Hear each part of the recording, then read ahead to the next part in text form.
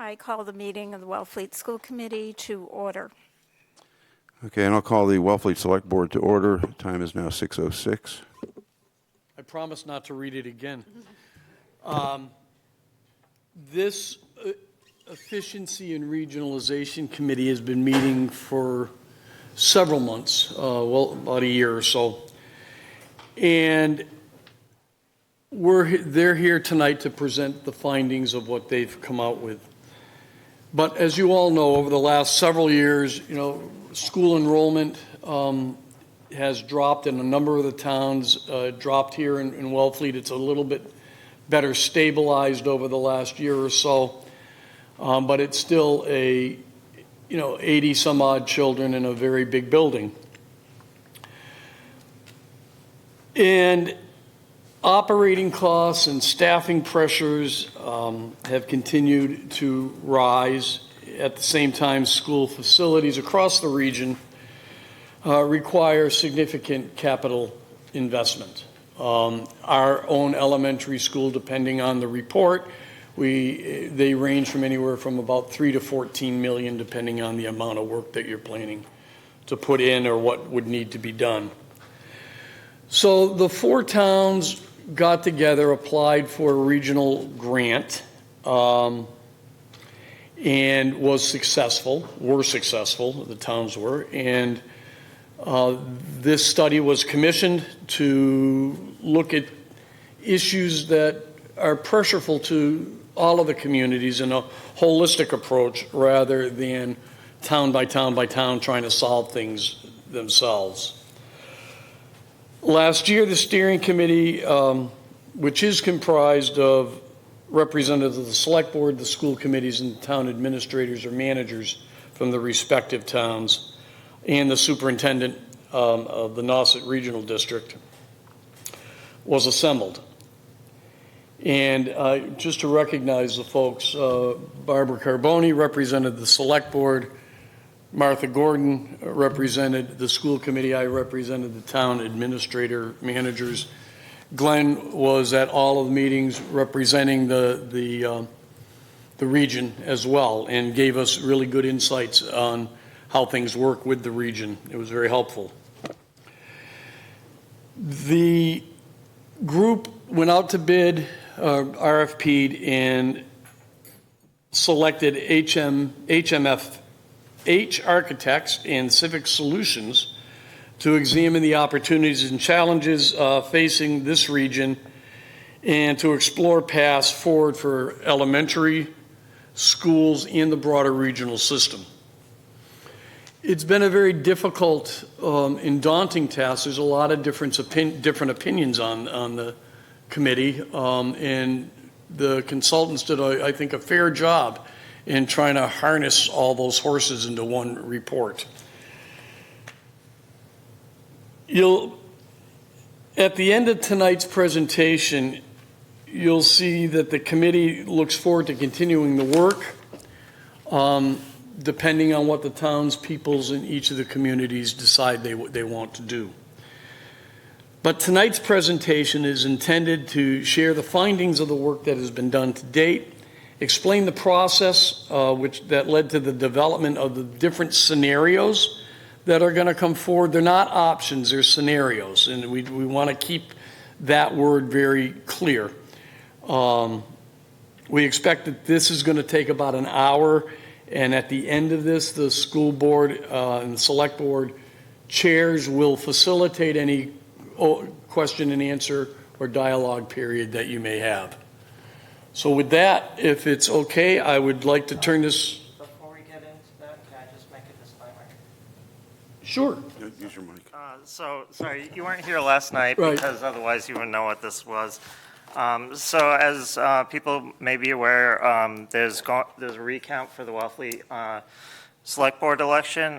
It is going to be on June 8th, so this coming Monday.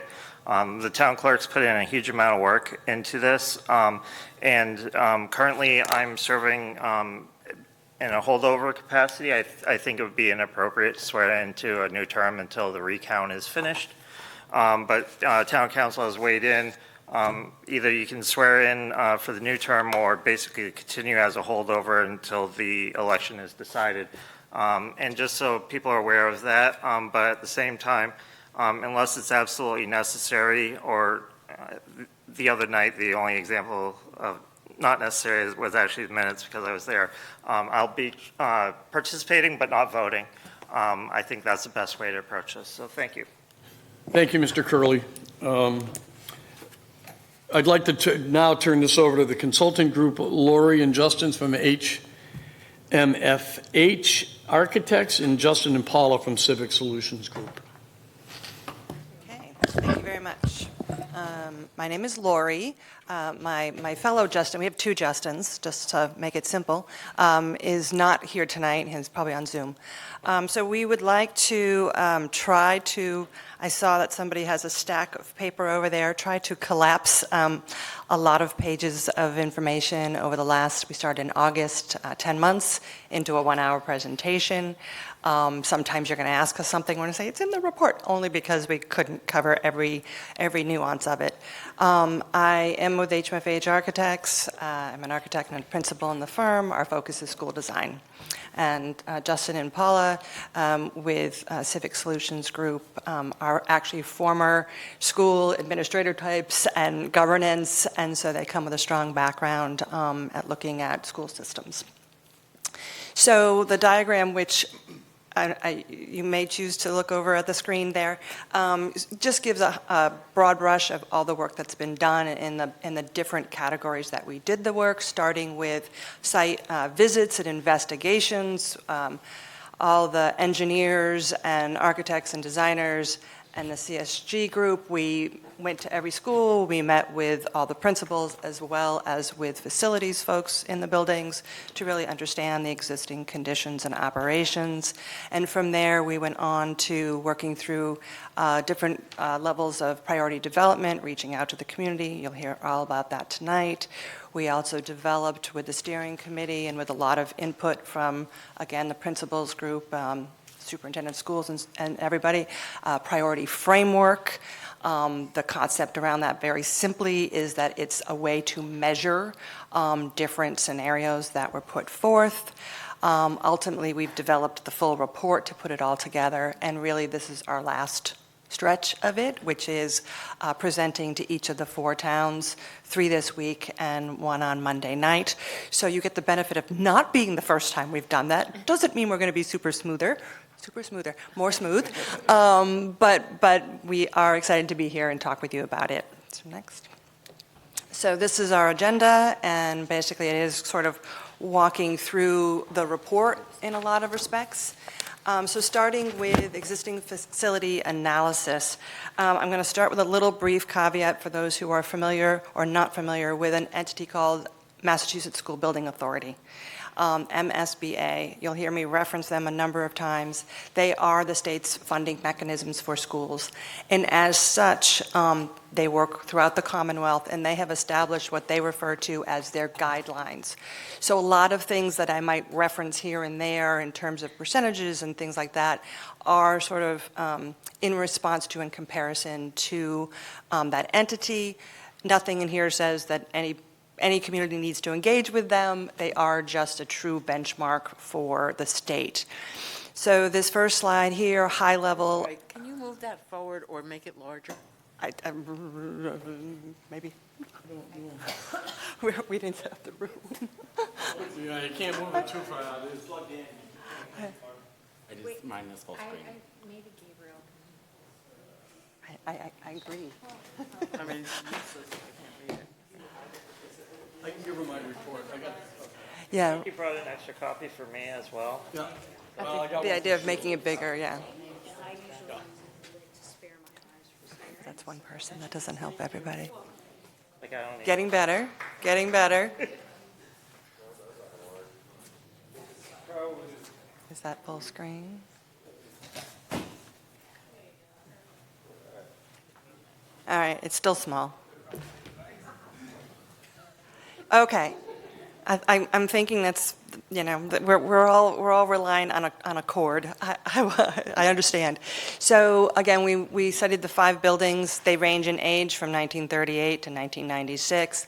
All of them were found to have aging systems as well as code compliant issues. So nothing really driving one versus the other. They're just over time, these things do fail and they do need to be replaced, and work, I know in some of the communities, they're already starting to fix some of the things that have been identified. So the costing that's on this page is what we're referring to as base repair cost. It's, they're not a design, they are related to these systems in code compliance. And so looking at it as a holistic in terms of that and coming up with a base cost. Someone has already asked, like, why do the cost per square foot vary? That varies for 2 reasons. Number one, the buildings are very different sizes, especially when you add in the middle school. And number 2, it's the depth of the amount of work that needs to be done on each of them. And so we just, because I know everyone likes to sort of feel like they're getting a full rounded number, we, without the benefit of design, without the benefit of feasibility study, all the things that need to happen, we said a construction number should be doubled to think more of what we call a project cost. And that's what these columns are showing here. So next, going along. So,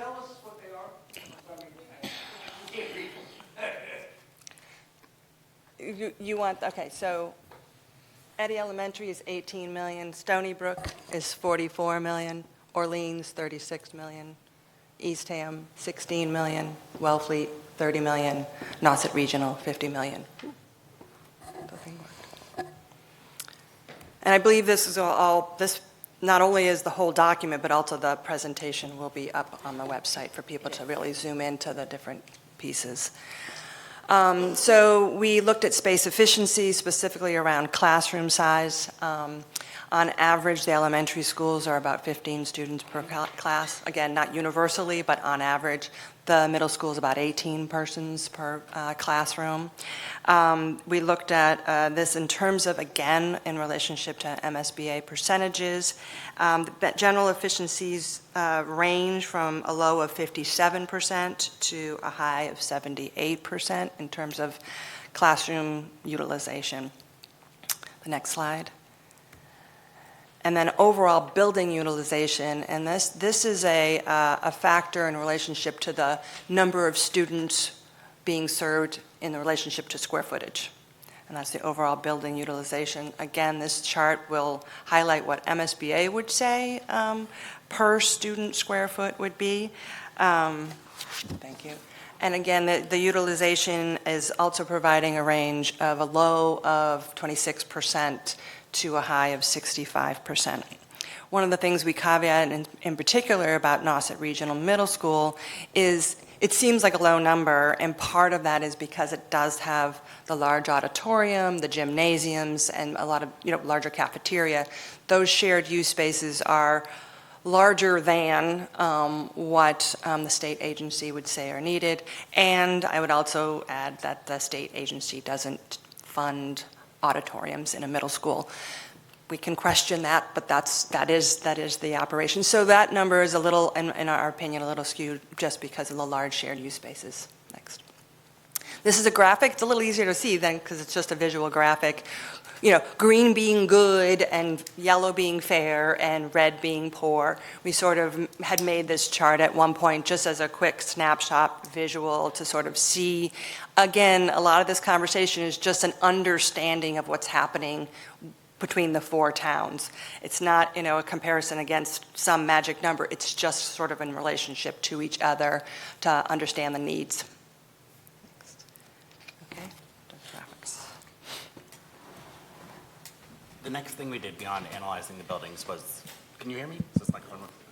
Okay. Is to work with the demographer to project sort of the overall enrollment.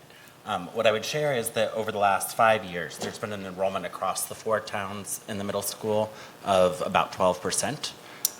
And when you look 10 years forward, and I will read these numbers to you, you'll see that sort of Brewster and the Eddy population is projected to go from 197 students to 173. At Stony Brook from 220 to 204, Orleans from 148 to 158, Eastham from 178 to 206, and Wellfleet from 82 to 77. What you see here is sort of, while you look at it and cumulatively it ends up being relatively flat, you do see that sort of the towns that are having a sort of larger increase in affordable housing are seeing sort of a more stabilized / tiny little growth. On average, looking backward, essentially for every 6 affordable housing units that are developed, it produces 1 student in terms of enrollment. And so that is sort of the overall ratio that is built in and assumed here. One of the things that is very interesting when you look at it is what's called the capture rate. So what is the percentage of students that are in that school age that actually attend the public school? Right now, across the 4 towns, that capture rate is 69%, meaning about 31% of 5-year-olds are going to a school option other than the public schools within their town. So that could be a choice school in a neighboring town, that could be a private school, it could be homeschooling. In the upper grade, like high school and middle school, you see a higher sort of high 80s capture rate. So what's happening overall is, over time, in addition to sort of the overall population decreasing, the competitive landscape is also meaning a smaller and smaller portion of students from within the towns are actually attending the public school. And we'll come back to that, because I think part of our report sort of addresses some ideas of how do you increase that capture rate so that you are getting a larger proportion of students and children within the town to attend the public school. Thank you. Can you just go back? I'm sorry. I just want to point one thing out for folks in the room. I know on Zoom you can probably see the footnotes. Mostly the footnotes, just for anyone who's looking at a PDF of this later, reference the different parts of the report that this information goes into detail in, just to help anyone who wants to dig into the details. And so in the appendix of the report, for example, there's the full report from the demographer.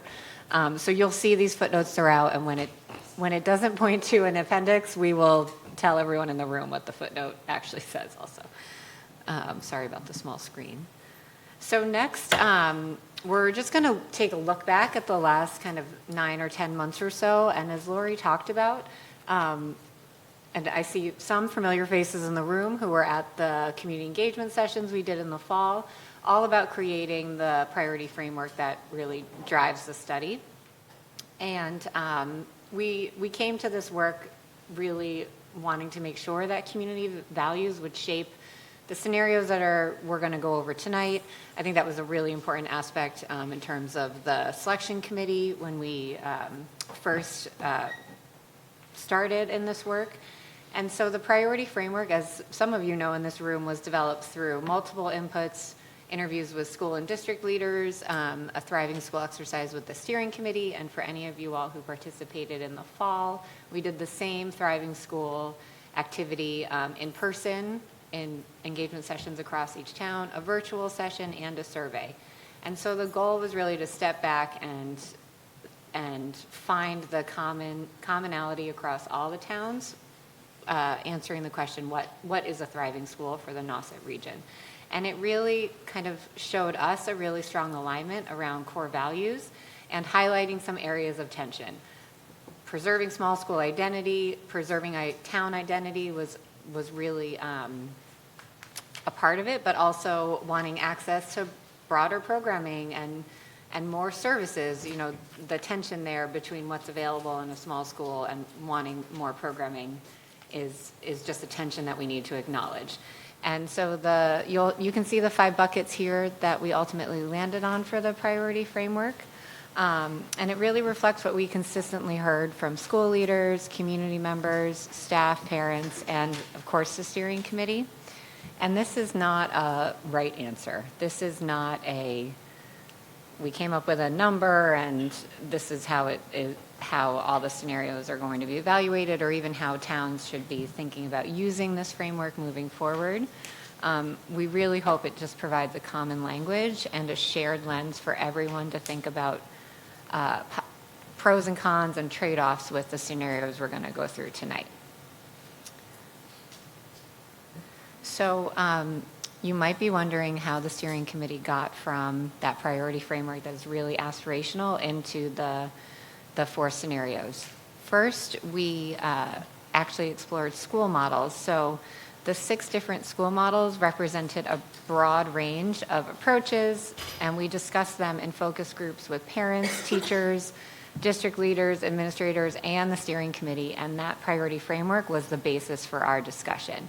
And so those discussions helped kind of narrow down to 5 base school models in which we turned those base school models. So for example, thinking broadly about what's possible in school configurations, a K-8, for example, or thinking about could the model across the region be PK to grade 4 and moving the 5th grade into the middle school. Those were the types of focus groups discussion we had. And those models turned into 13 scenarios where we actually projected estimated enrollment, potential locations, facility. We talked about facility condition in each of those scenarios with the steering committee and projected class size. So if you're interested in what those were, they were really high level, but they are in the report. And from the 13 scenarios, again, using the priority framework, the steering committee spent a considerable amount of time and, you know, I would say some tricky and difficult discussions trying to figure out what are the trade-offs for these different scenarios and how can we come to a consensus for what 4 would be studied more deeply, and the results we're going to go over in just a minute. So we'll talk about all the deep dive into the 4 scenarios for the bulk of tonight. Do you want to move on? Okay, great. So yes, so these are the 4 scenarios. So if you read the report, you already know this. This is out there in the world. These are really just the 4 school configurations that we studied deeply with Lori and her team, and Justin and I from kind of an operations and financial modeling perspective. So scenario 1A establishes the baseline. It is status quo. If everything remains as it is, we needed a comparison point, and so that is scenario 1A. So we don't really consider scenario 1A one of the scenarios. Scenario 1B, and just for naming sake, if you're wondering why we don't go in number order, it goes back to the 13 scenarios that we originally considered, and we didn't want to confuse everyone who might be paying attention to the details in the report. So that is why you see 1B, 2B, 2C, and then 5B. So 1B looks at consolidating the 2 Brewster schools into 1 PK through grade 5. Scenario 2B looks at consolidating into 2 regional PK through grade 5 schools.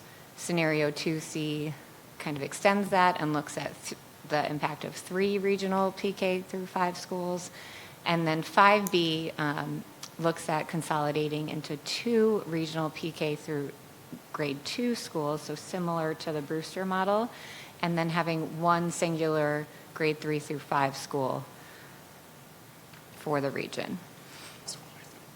Sorry? The middle school and high school, not included. Oh, right, and yes, and the middle school, one of the school models did consider, and it's not one of the ones that moved forward in the scenarios, but we did have models that looked at moving 5th grade into the middle school, and ultimately the steering committee decided to move forward with these in terms of deeper study, and the high school overall was not included in the proposal or the grant or anything, so the high school was never a part of the conversation. Okay, so I know I keep talking about the scenarios and the deep study, and that is absolutely what we're going to talk about. But before we do that, part of the report also highlights some research that we kept in mind and brought to bear as we did the deep analysis. So we thought it was important to ground this conversation in research, and through all of the engagement activities we did, concerns about school size came up repeatedly, concerns about class size on all, both small and too large, came up repeatedly, and then concerns about impacts on transportation came up repeatedly. And so we did some research, and the highlights are here on the screen, but I will read them to the group that is in the room, because I know that text, I cannot see that text from here. So small schools can cost anywhere around 20 to 30% more per student than larger schools. and resources spent maintaining underutilized facilities are resources not available for programming, intervention, enrichment, and instructional support. Larger grade level cohorts also create stronger opportunities for teacher collaboration and professional learning. So we heard a lot from teachers about the desire to have peers at grade level and like wanting that collaboration across grade levels and vertically. Class size is an interesting nugget, and I would encourage everyone to read this portion of the report and the research behind class size. So currently in the elementary schools, the class sizes range from anywhere from 6 students to 21 students. So of course, students in the Nauset region are not having the same experience in their classrooms. And given the research, there is a too small kind of negative impact of super small class sizes as of course too big. And so the planning benchmark based on the research we used in the scenarios is 20 students per class. And then finally, transportation. So transportation is a concern, and it is definitely a trade-off to think about. And transportation, research shows that transportation impacts can become more significant when ride times kind of exceed 30 or 45 minutes, but anything kind of under the 30-minute mark, those impacts are less pronounced. And so consolidation, on the other hand, can support more efficient routing, and there are some state reimbursement opportunities for transportation that we will also talk about later. Thank you, Justin. Sorry, I wouldn't normally read the bullets, but I want to make sure everyone can kind of see or hear what we're talking about. So in addition to the research, we also came with assumptions about each scenario. I'm going to talk about the operational and financial assumptions that you'll see baked into the projected numbers that we're going to go through, and Lori will talk about the facility assumptions. So first, under programming and staffing, each of the scenarios use a common baseline staffing structure for school leadership, student support, operations, and special programming. And so this approach allows us to compare costs and staffing to be just comparable across scenarios. And the baseline scenario, that scenario 1A, maintains the current staffing structures that are in the FY26 budget.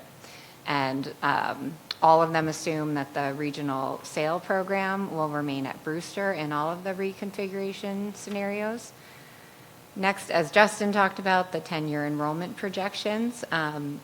We use the 10-year enrollment projections, we use the class size assumption of 20, and we use an assumption that all students from towns will remain together. So there is a version of the future where students from Brewster might be going to Eastham and vice versa, and all of those kind of considerations were taken off the table, and it was very clear that the scenarios should reflect keeping student populations from a town together. And then finally, under enrollment, pre-K is spread across the schools in all scenarios except in scenario 1, 1A, and 1B.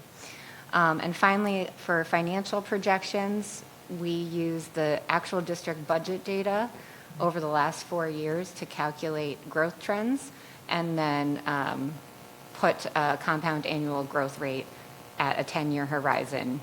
So this chart is just showing if everything else is equal and nothing changes in 10 years, that blue line is the projected operating budget across the region in total, 41.6 million. And that yellow line is the enrollment PK to 8, and that is at 1233, just for everyone in the room. Okay. So similarly, to sort of get your hands around something as large as this, you have to come up with some sort of common understanding so that everything you're doing is comparable to each other. So I always sort of preface that we're at a very high-level study stage, Anything you're seeing will need in-depth educational visioning and levels of effort through what we refer to as a feasibility study to come to a real number that you would really be looking at to vote on a project. That's not what this is. And we're probably going to caveat that over and over again because it is very easy to sort of see a number and think, that's it? That's the number? Oh my God, it's too high, it's too small, I don't believe it, whatever. Again, the concept that we're trying to provide here is comparable information between these options. That number could be up a little, down a little. That's not really the point. The point is to understand the impact overall. So, core facility assessment assumptions. We identified that the available land is the existing school properties. Within that, we identified that that Brewster and Orleans have space for a new building on their properties without displacing the occupied school. Wellfleet and Eastham do not. They have space for additions to their building, but again, that would be phased and need a level of understanding of how to minimize impact to students to do that. We did take the added step just so you had a comparative number of an all-new on an unidentified property, just so you could see that. And that's the case again for Eastham and Wellfleet. We developed what are referred to as space summaries. And this is a document that the state uses all the time. It's literally, and all of them are in the report, it's the name of the space, it's the size of the space, it's how many of those spaces, and it all tallies to a size of a building. And so we developed those through a combination of using the MSBA's spreadsheet and formula and the identified programs that exist in the system. So, specialized program like SAIL and specialized information that we had at this level, we incorporated. And again, those space summaries were treated the same for all communities, all based on the number of students, the number of classrooms, all of that, to come up with sizes to be able to talk with you all about. Concept site diagrams that you're going to see, they are purely test fits. The buildings are not designed. They are literally, this is approximately the size of a building, assuming 2 stories, located in, again, the diagrams that you will see. I know we've said it, but it's worth saying again, the Nauset Regional Middle School, in all scenarios, remains a 6 through 8 program located at the same location it is now. Again, from that early baseline information that we had developed, just for repair, it's approximately $50 million. In the tally you see at the very end, that will be included, but you're not going to see the middle school again until the end, just because it's the same in all scenarios. So a little bit more about MSBA and the state funding agency, because it does impact, again, some of the assumptions that were put into this scenario. We've had a state funding agency, I've been doing this for 30 years. We've had a state funding agency probably for 50 years or 60 years. We're very fortunate in the Commonwealth to have a state funding mechanism. The MSBA's been around, and I wish I had the exact year, I should know it. Greatly impacted me because there was a moratorium before that. No schools were built for 4 years. But say it's been 12 or 15 years. And I looked back through all of the work that they have done, and I identified 3 school buildings that were less than 300 students that were in their program. And so I use that as a benchmark. So I am not here to tell you your building's too small, it won't be. I don't decide what MSBA will do in the future. That is, to be determined as time goes on. But for this exercise, making sure that we were sort of using apples to apples, we developed 2, you can click. Sorry. No, it's fine. You can stay there. Sorry, I was on to the next thing. So this is just more of what I just said. Sorry, I should have clicked it. So just an understanding, this diagram is also in the report. This diagram is from MSBA. It's their process. They accept applications for schools once a year by April 1st. It's highly competitive. There is no guarantee that anyone that submits would get approved in that year. All of that is all TBD. But because we needed to develop something to understand and to put numbers to, we made assumptions. And so, I know you can't read these either because they're small, so we made assumptions about costs, first and foremost. So we used today's dollars, a full renovation cost at $550 a square foot, construction cost, a new building cost of $850 a square foot, again, construction cost. I highlight that because it does go up to make a project cost. There's other things involved besides purely construction. And that they are all escalated to the start of construction. And what I mean by that is, so some of the scenarios that are addition and renovation, I can't design 20 projects within this study, so we don't know how many phases that might take. So what I'm saying here is we're escalating to the start of construction. It could go higher if you have a multi-phase construction. So again, there's just some assumptions that we used. One of the other assumptions we used is that the start would be April 2028.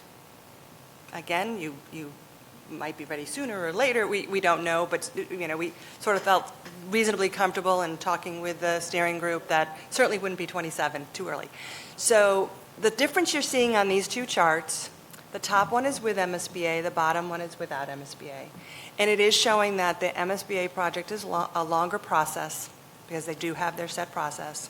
And with that, there's about a 2.5-year difference in completing the project in the end, if all things being equal, you started on the same day. I know, it's a lot of information, but again, it's trying to share that all of these numbers and everything are all coming from a common baseline that has a lot of variables ultimately, but just for comparison purposes to understand. Okay, next. This is scenario 1A, which, as we described, is the one that is all the buildings stay as is with their existing enrollments and everything as projected. What you're seeing in blue, the 3 blue columns, are more of the facility numbers. And it assumes two buildings would be replaced with new. One is the Stony Brook in Brewster, and the other is Orleans Elementary Schools. And so the reason why we did that is because both of those communities are already talking that they need to replace their buildings. So it seemed sort of ingenuous to sort of say, oh, they're just going to do some baseline renovations. So that's incorporated in here, and then the numbers as identified earlier for baseline renovation for the other buildings is incorporated in here. Do you want to read them? I don't. All right.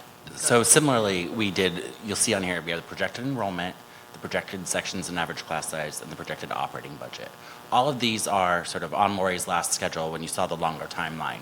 The reality is none of these scenarios, and again, tonight, there are no recommendations, there are no decisions around this. These are all scenarios to inform further conversations in the long term. But the reality is that none of these things would probably go into effect in terms of a new building until 2035, 36. So that is partly why we have sort of projected outward in terms of the operating budget. And so here what you'll see is similarly the enrollment numbers we talked about before, with Stony Brook being at 204 students, Eddy at 173, Orleans at 158, Eastham at 206, Wellfleet at 77. Stony Brook would have 13 sections with an average class size of 16. Eddy would have projected sections of 12 with an average class size of 14. Orleans would have 9 sections with average class size of 18. Eastham would have 12 sections with an average class size of 17, and Wellfleet would have 6 sections with an average class size of 13. The operating budgets range from $5.1 million for Wellfleet to, essentially almost $20 million for Brewster when you combine those two schools. One thing I'd flag about the sort of gold section here is that if you see an asterisk, there's an asterisk on Orleans, for example. Using the 20 class size as a baseline does not always, when you look at the cohorts, balance out equally to have the same number of sections in a grade. So in this model, for example, there are 2 grade levels in Orleans that would only have 1 class. That is not an educationally sound design, and no one would probably recommend that you design a building that couldn't accommodate the same number of sections on each grade level. So in those instances in the report, there is an alternative, like an alternate saying this would be the additional cost to sort of balance those things out. On the gross square footage, in terms of what Lori shared, it ranges from 55,000 or 53,000 square feet in Orleans to 61,000 at Stony Brook. And again, as she highlighted, sort of new buildings for both Orleans and Stony Brook in these situations, and baseline repairs at the other three. And the overall preliminary project costs range from 16 million at Eastham, which is the lowest, to 75 million at Stony Brook, with a $30 million price tag at Wellfleet. Okay, so 1B is the version where we combine the two schools in Brewster. And they become a single PK5 school building. All others will stay as they are and as we just highlighted them in 1A. So in this case, we looked at construction for all new building, which we're diagramming in those little thumbnails, the orange boxes, that a new school would be able to be constructed behind the existing Stony Brook, and then the new field would be replaced in the front. We also looked at the possibility to add on to renovate and add on to Eddy. So both of those numbers are there. And again, the range is from 55 million to 76 million. It has already been asked. It's surprising. Why aren't they closer in number? Or one of the main things is what we just highlighted. We don't know how long of a schedule it would take to do the renovations with an occupied school. So it could be over summers, and it could go on for longer, and that escalation would be factored in there, and it would expand. I know our experience generally when we're studying these things, renovations or renovation additions get a little closer to all new construction because of the time served. I mean, it takes longer to do a renovation addition, and so that's a lot of what communities sort of struggle with. You know, the price is a little close, it's a little high, but maybe this one's more impactful to education because it goes on for years and disruptive. So these are decisions that, again, once a project is moving forward, a community is moving forward, they would do a feasibility study to make those decisions. And the only change on this from the last sort of scenario is, again, the combination of the two. And so it changes the projected number of sections to 21 at a new Brewster pre-K to 5 with an average class size of 15 and a total operating budget of $16 million. So you can sort of see this is the first place where you can start to see, you know, the difference between 1A and 1B is from 19.5 million to 16.2. And so that is, you know, over $3 million of savings per year. Just in consolidating those two schools. And that savings largely comes from two areas. One is more efficient use of staffing, and one is more efficient use of the building. And so those are the things that you can start to see sort of where there are efficiencies that could happen. Okay, so in scenario 2B, it's a consolidation to two regional PK5 schools. And in this case, one of them is located in Brewster, so the diagram is very similar to what we were just talking about, where Brewster may be new or Brewster may be ad reno. And the size of it, the population is 353 students. One distinction is in this one, it's slightly smaller because they will not have all of the pre-K, they would only have their pre-K students. The remaining pre-K to serve Orleans, Eastham, and Wellfleet would be together. And that building on this diagram is shown as a new school in Orleans, and a total of 465 students. So, and the price range, again, the Brewster is similar to where it was before, slightly smaller, 52 million to 72 million. And in Orleans, Eastham, Wellfleet, PK5, new construction is 80 million. And similarly on this, one of the things I'd highlight is that the average class size across the board would be 18. So even though we use 20 as the cutoff, there's no scenario in which we actually ever see a class size of 20. And so the Brewster pre-K5 in this scenario would have 353 students, and the consolidated sort of Orleans, Eastham, and Wellfleet would have 465, including 2/3 of the pre-K students, basically, from the region. Excuse me, Justin, can I ask a clarifying question? There's just so much information. So 2B would close Wellfleet and Eastham and combine Orleans, Eastham, and Wellfleet to Orleans, but leave Brewster's Elementary School. I mean, essentially, that is the way that this is modeled right now. What I would say is this scenario is looking at having 2 pre-K through 5s across the region. One of the asks from the steering committee was to make sure that the enrollment was aligned by town, that if you were with the town, you go to the same school. I think, Lori, correct me if I'm wrong, the new school where Orleans, Eastham, and Wellfleet students could attend could do other ones, but what we're unsure of is whether there's any available land to build in those areas. And so. Oh, I'm sorry. When I read the study, I thought it said one school in Orleans with Orleans, Eastham, and Wellfleet. That is what's Yeah. priced out right now. Okay. Yes, yes. But I'm just saying there could be decisions to have that second pre-K 5 in another location. I see. What's known right now is there's available land at Orleans to do that without impacting the operations of schools. Meaning you So don't have that's to. why you use that in your scenario. That's right. Right. But if there was land to be identified in Eastham or Wellfleet, that is a decision that the steering committee and the towns could to make. Is that fair, Laura? Yep, Okay. makes sense. So in 2C, it is 3. We have 3 regional PK5 schools. And in that, Brewster is the same as in 2C. Orleans is by itself in Orleans, and Eastham and Wellfleet are together, and in this scenario, located in Wellfleet.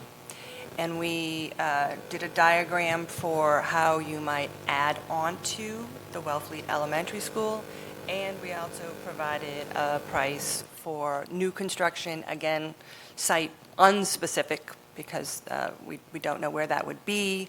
So again, just to provide that comparison. And the Brewster numbers are still between 52 and 72 million dollars. Orleans would be a much smaller school at 168 students, projected not to be part of an MSBA program, and that's $67 million. And then the Wellfleet range is between $50 and $60 million at 297 students. And I believe I worried about those 3 kids, and I assumed it was an MSBA project. So I could break my own rules. 3 kids, I thought was close enough. Can I ask one more question on this scenario? I was just surprised that you located the Eastham and Wellfleet consolidation in Wellfleet, because the building stuff I was reading was saying that Eastham is more recently renovated and better shape. So why did you choose to locate it then in Wellfleet and not in? It was a selection of the steering committee. Oh, okay. So we had a lot of options out there, and we narrowed down to these. So you're right, you could decide. We did not diagram that. And again, if you get a chance to look at the thumbnails more closely, Eastham is actually a little more landlocked, if you can believe it, than Wellfleet. So we were able to find a location for a sizable addition onto the Wellfleet without dropping down the hill into Route 6. So, it's still a tight site, but it just was something that, again, first directed by the steering committee, and then as a diagram, it worked. Thank you. And in this scenario, again, you see the average class size ranges from 16 in Orleans to 18 in both Brewster, Eastham, Wellfleet scenarios, with the overall enrollment ranging from 168 at Orleans to 353 at Brewster. Okay, final scenario called 5B, and this is the concept of having 2 regional PK through 2 schools, and then 1 regional grade 3 through 5. So basically, your towns would be coming together at 3rd grade as opposed to waiting till 6th grade. And so Brewster is in Brewster, serving its 180 students, again diagrammed as both either renovation or a new construction. Orleans, Eastham, and Wellfleet, in this case, is shown in Eastham. And again, the opportunity to add on to Eastham, we diagrammed that, and again, Eastham may or may not have land to do a new building. and that is a total of just 233 students. And then a combined all towns, grades 3 through 5, is 405 students, and that we are showing on the Orleans property. And new construction there of $70 million to construct that building. And similarly, you know, we have very similar enrollment between the two pre-K to 2s in some ways of 180 and 233, 405 in Orleans, as Lori just said. And the 3 through 5, again, is one of those asterisks in terms of you would go up to 21 sections in order to have 3 sections on a grade. And the class size would decrease from 20 in that scenario. Where the other pre-K to 2 have an average class size of 11 and 14, which sort of falls into the appropriate range for early childhood. Okay, so this is the tally page. And again, with all the caveats in the world, this assumes that any scenario, all the buildings are all done all in the same time, which we know is not going to happen. But without having a schedule, without getting to that next level as communities of phasing and everything like that, this is a baseline assumption for all of them. So the right two-hand columns start with the baseline scenario of $255 million. Again, all projects being equal, all happening at the same time. And then the range you're seeing in the other scenarios is the difference between renovation versus new. And then the variance that you're seeing on the right-hand column, which I will share what they are, is assuming the higher number, so variance to the higher number. So in all instances, the 4 scenarios, 1B, 2B, and 2B, 2C, and 5B, provide a reduction in costs for facilities from the baseline scenario of maintaining all of the school buildings. And so in 1B, it's a reduction of by 18 million. In 2B, which is when you have less buildings to build and maintain, is a reduction of 53 million. 2C, with three schools, it's a reduction of 5 million. And then the last one, 5B, is a reduction of 15 million. Again, all things being comparative to each other to give an understanding of how that swing is. And from an operating perspective and an annual budget basis, and starting with the 2035, again, all of this consolidation scenarios show some level of savings, ranging from a 3.4 million savings just for the consolidation of the Duke Brewster schools to 9.4 million per year. That would obviously grow and compound over time in the most sort of consolidated version. What I would say and sort of would want to reinforce around this is, you know, those savings are really derived from 2 factors, one being staffing and one being from building operating cost. Meaning it's the same cost to heat and cool a classroom, whether there's 5 students in it or whether there's 20 students in it. And so that's where the efficiencies come from. Things such as transportation, supplies and materials, all of those are flat across all of these scenarios because we calculate and assume those on a per student basis. So really the savings are coming from both a staffing perspective and the building operating perspective.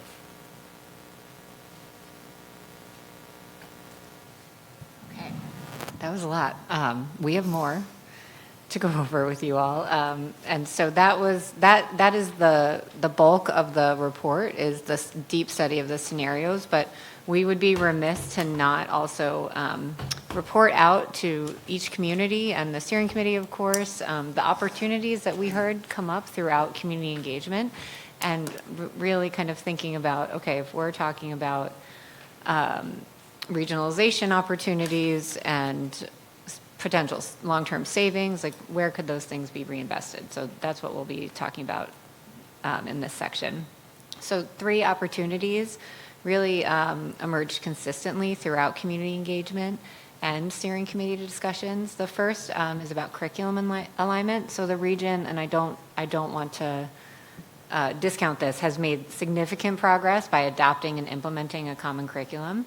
And that success really requires ongoing support, instructional coaching, intervention services, common shared opportunities, professional development, and intentional collaboration across schools.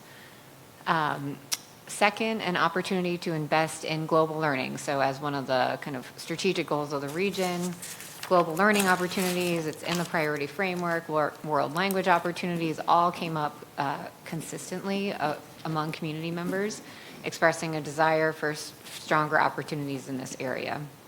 And so a more coordinated approach across the elementary schools, thinking about that connection into the middle school, would really create a more consistent and improved experience for students.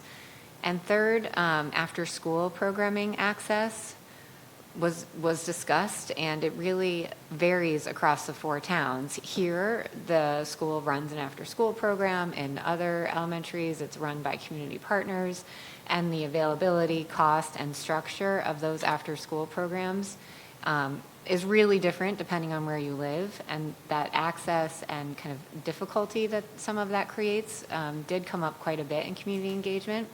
And so the region could really think about how is it supporting working parents, how can it strengthen its after-school offering, and supporting families kind of choosing Nauset at kindergarten, even with a good after-school program. If you have a kindergarten-age student and you know your student can be in an after-school program and not on a waiting list, that might be the decision for you to choose Nauset Public Schools. Do you want to go on to pre-K? Oh, that's you. And one thing to stress of what Paul is sharing in this sort of section, these are all sort of like considerations and opportunities regardless of school scenario.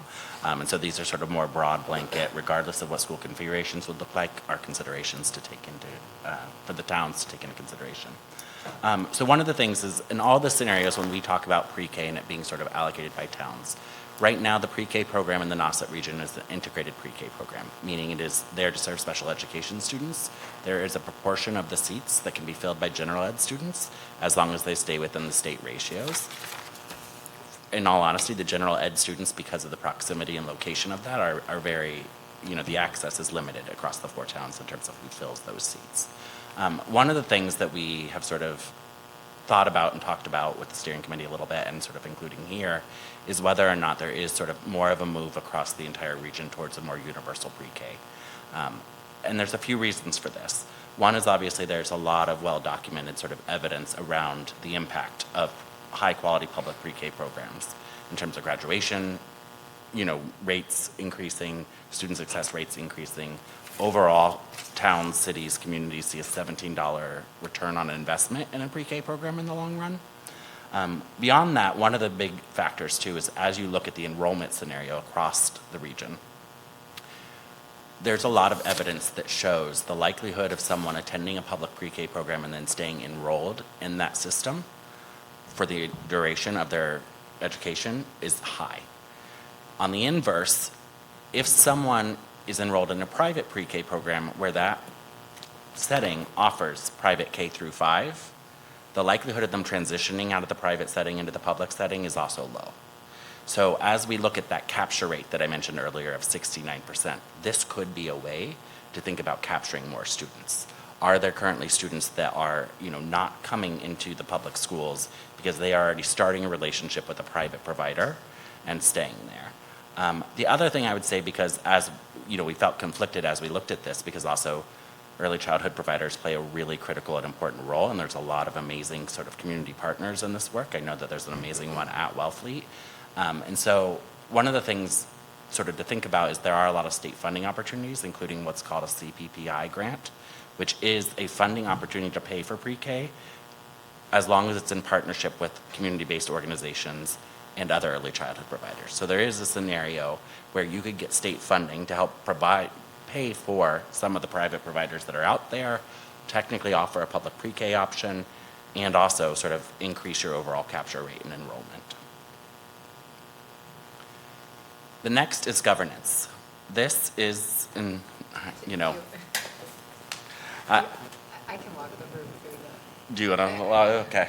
So last night in Orleans, the collective group in the room just kind of sat back at the governance structure, or this kind of org chart that you see, and I know you all can't see this as well as we can, but it is showing the gold rectangles are, goodness, I can't even see it on my computer, are each of the school districts. The little gray boxes above them just represent the select boards for each town. And the navy blue circles are ovals are each school committee with their respective elementary schools coming off of them. And the regional school district committee is their over on, or school district is over there on the right with its various subcommittees. And in the middle is the superintendent, because School Union 54 as a legal entity and the Regional School District Committee exist and can each hire the superintendent, create a central office, and through technically, I guess, informal, although mentioned in policy documents, the joint committee kind of brings everyone together with the superintendent and central office informally.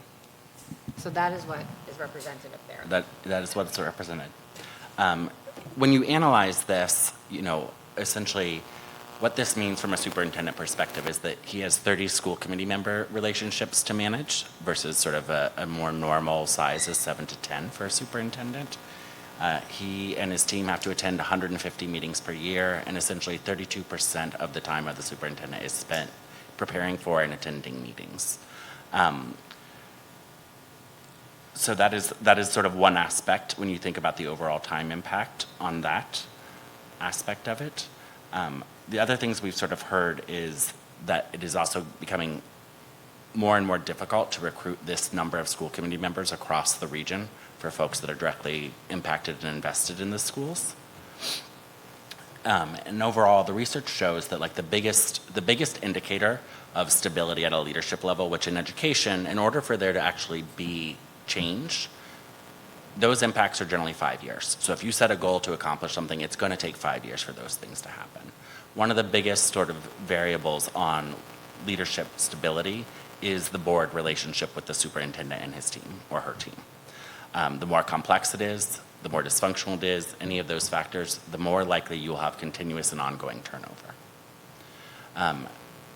Again, so if there was a consolidation of governance, it would probably lead to a higher level of leadership stability overall. There's also a great deal of sort of financial benefit. There's obviously the benefit of, repurposed time that could be spent on instructional leadership, spent on community building, spent on different things like that. The other thing that is happening right now is that from a funding perspective, you could realize up to about $680,000 worth of benefits per year by considering the consolidation of governance. The state will provide, and on average does provide, regional districts 70 to 90% reimbursement on all transportation costs. That is largely where this number is coming from, the $680,000. Right now, the middle school and high school do receive reimbursement based upon being regionalized. Across the 4 towns and elementary school, there is no state reimbursement provided for transportation at all. So again, this is one of those things that from an efficiency perspective could be a real financial benefit, even if you never touch the school structure at all and realize some financial benefit for the entirety of the group. Now, obviously, that has to, again, as we've stressed, everything is a trade-off. And so that is coupled with how do you sort of honor the town identity, how do you honor town ownership over the local schools. And so that is a tension that has to be recognized and named. So Justin, thank you for this so far. Could I add a comment on this? Absolutely. So I just want to make a distinction between the part of the report that is scenarios and the part of the report that talks about governance. The steering committee was involved in the part of the report on the scenarios, but the steering committee was not involved in the section on governance. So, I appreciate the recommendations, but I just want it to be clear that that was not something that the steering committee worked on. Thank you. Yeah, and two things I would stress. One, they're not recommendations, so it's just a study aspect. And this was something that the steering committee and the selection committee, this was not part of our scope of work. And so this was something that was requested that we do some initial work on and include in the report, and so we sort of agreed to do that. And may I jump in for a minute? I want you to finish your presentation. And I don't mean to, but it's just so important to me that, I'm on one of these committees, and the trade-off we're talking about here is democracy as well, because Yes, this is absolutely. our representation. These are a lot of meetings, but it's also how we represent what the voters of Wellfleet want for their children. Absolutely. So they're very important meetings. Absolutely.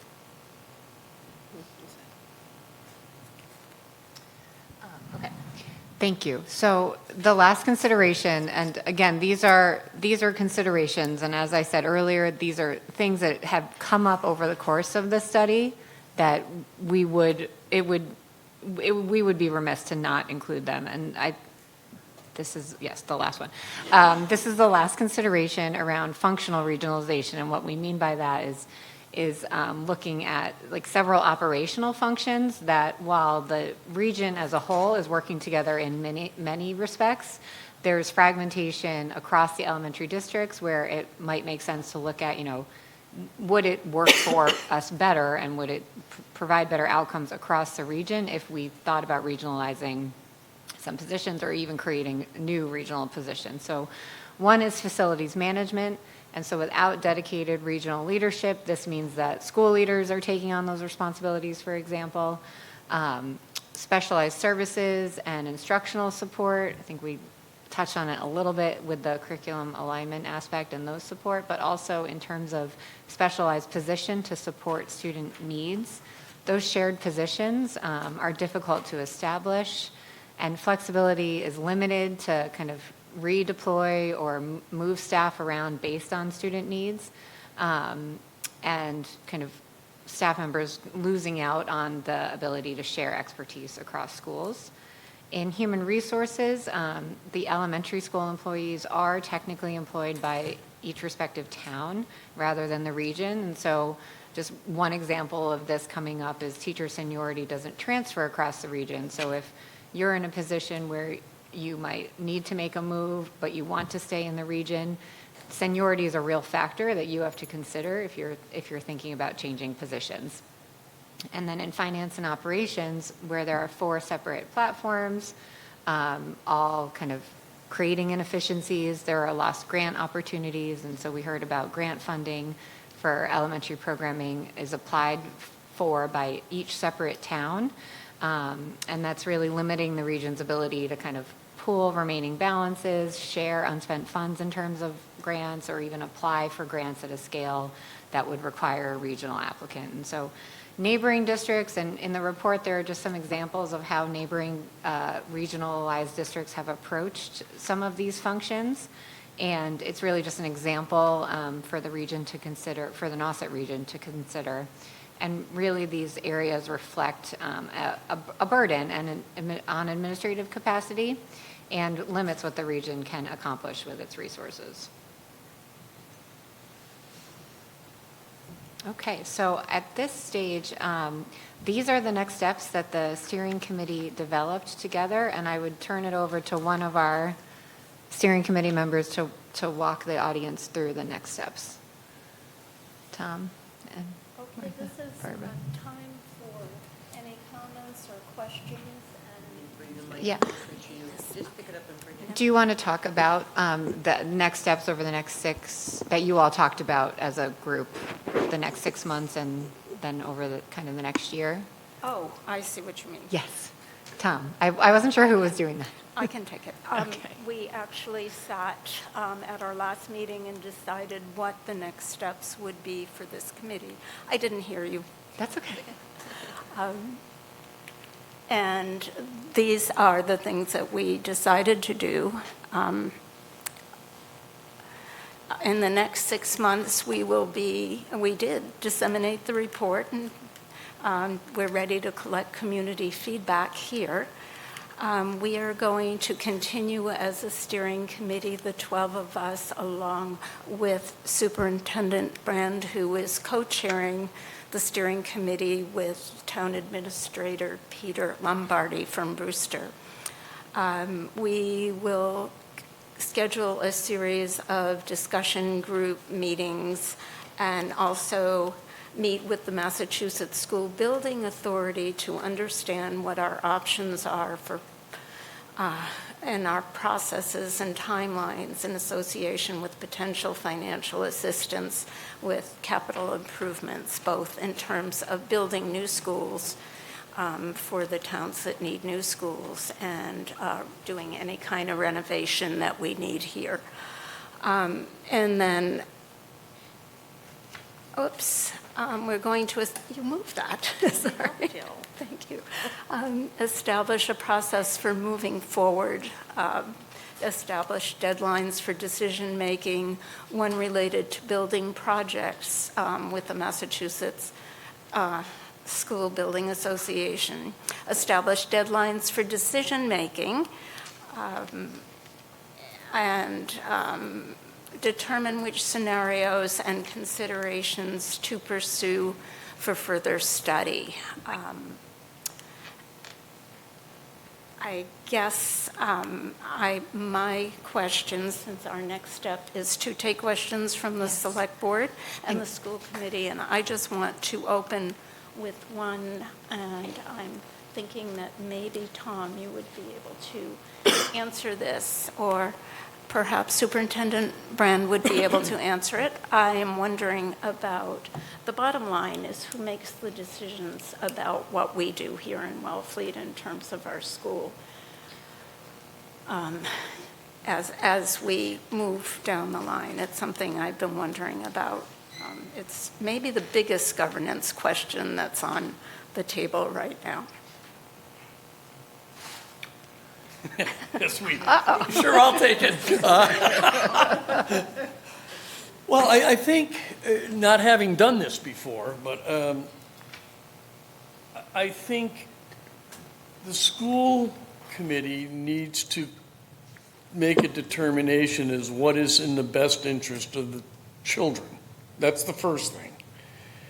Present that to the public and to the select board, and ultimately it's up to town meeting whether we stay, leave, or configure something differently.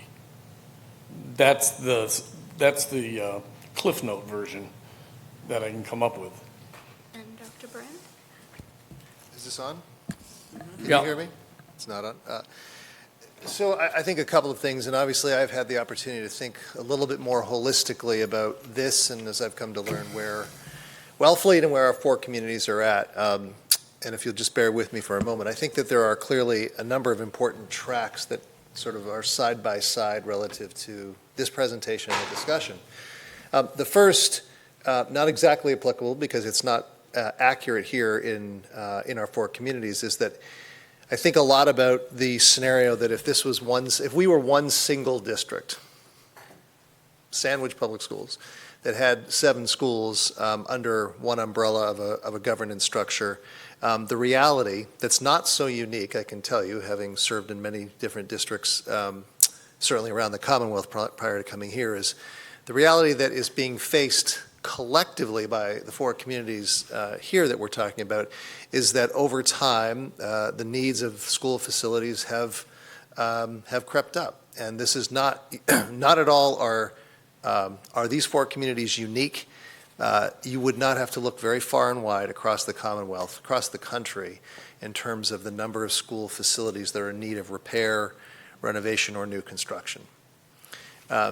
And at on the one hand, of our 7 school facilities, so I'm using the collective, right, across both the region and the Union 54 communities, the elementary communities. As you saw in the report, we have 5 schools that are in need of some sort of capital improvement, some more than others. And as it relates to what to do with those facilities and how to chart the course for the future, even if we were, hypothetically, Sandwich Public Schools, this would be and the same data or the same profile picture was similar: declining enrollment, construction costs that are, no pun intended, going through the roof and will only continue to increase. That's real, and that's tangible, and that's something that has to be wrestled with, in my opinion, whether we are the same footprint, the same structure right now, or something different in the future. And the problem that all communities that are wrestling with this have is that time really is the enemy. You saw some of the figures about the fact that these were 2028 dollars for school construction.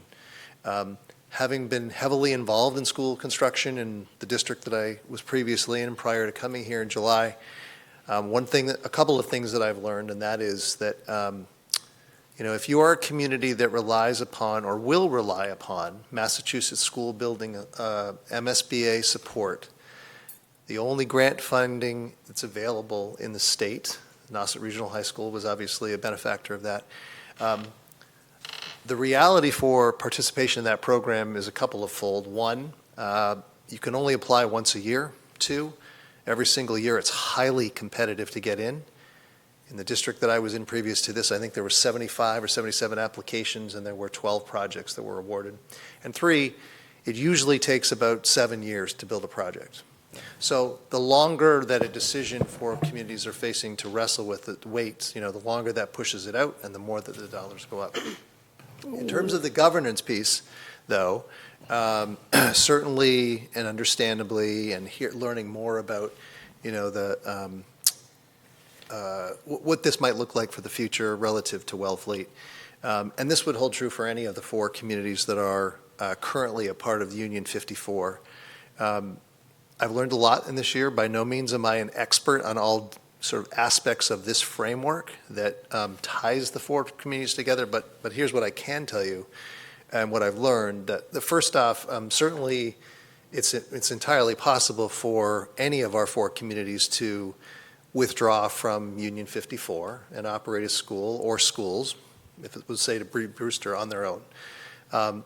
There's a school that's not very far from here that I'm well aware that does the same, and you can find others throughout the Commonwealth. But there are certainly things that any community that might be considering that has to keep in mind and think about. Taking on full responsibility for the governance, and I don't mean the school committee governance, I mean the governance administratively of all facets of school operations would fall to that individual school. So in no particular order, everything from transportation services to establishing the conduit with the Department of Education, contract bargaining, the collectively bargained agreements that are currently managed by Union 54, and everything else in between certainly would fall to, as it does Truro and other similar examples. And then in terms of the agreement that's currently in place with, as it relates to Union 54, my understanding in consultation with counsel, legal counsel, is it's certainly something that can be done. There are provisions in place in the language, but it takes time. What counsel's conveyed to me is that if a community was interested in pursuing this, one of the first things, I don't know the exact order, please don't hold me to this, but one of the things is there has to be a direct conversation with the Department of Education that then leads to the establishment of an educational plan that would chart the course for what the educational program looks like, and that can take a few years, I understand. So there's a lot to think about. By far not an expert on this, but certainly those are some broad dimensions in terms of sort of the framework of thinking about as a school community.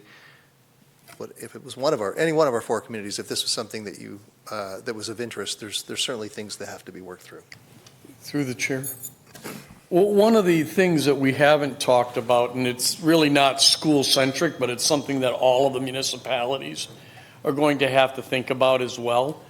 If there is a reconfiguration of how these schools are placed and where the children may be put, that's going to leave one or more schools if it's decided to close Wellfleet as an example. I'm just using it, not saying we should, but if we decide to close Wellfleet and send the kids to Eastham as an example, vice versa, Eastham here, then you have the renovation costs for that receiving school as opposed to the donor school.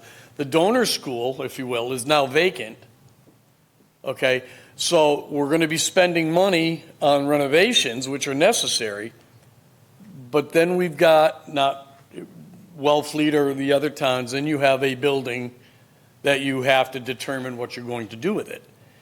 And no matter what you do with it, it's going to be very expensive to demolish it, to reuse it, so there are layers of costs, not just the costs relative to the school. And I just think you need to think about that too.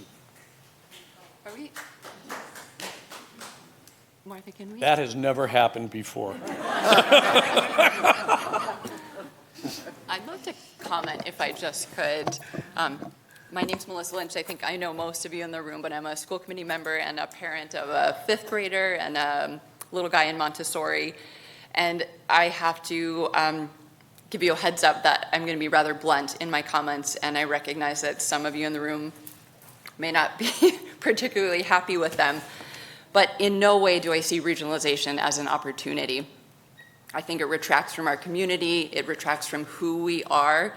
I'm a Washashore, I married a Wellfleetian and consider myself one now, and if there's anything I know about Wellfleet is we pride ourselves on sort of being set apart from the rest, and I think it makes us a very special community. And I know that there's nothing any of us wouldn't do for our kids.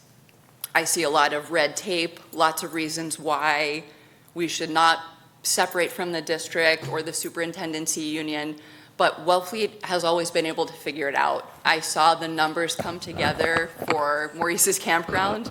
We can and we should do that for our kids.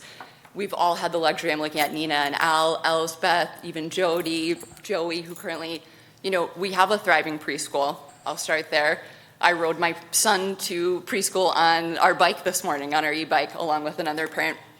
It's a luxury that we have. Most of us chose to send our kids to school there because it sets us apart, because we're not putting them in a classroom with 45 other kids, and it becomes a glorified daycare.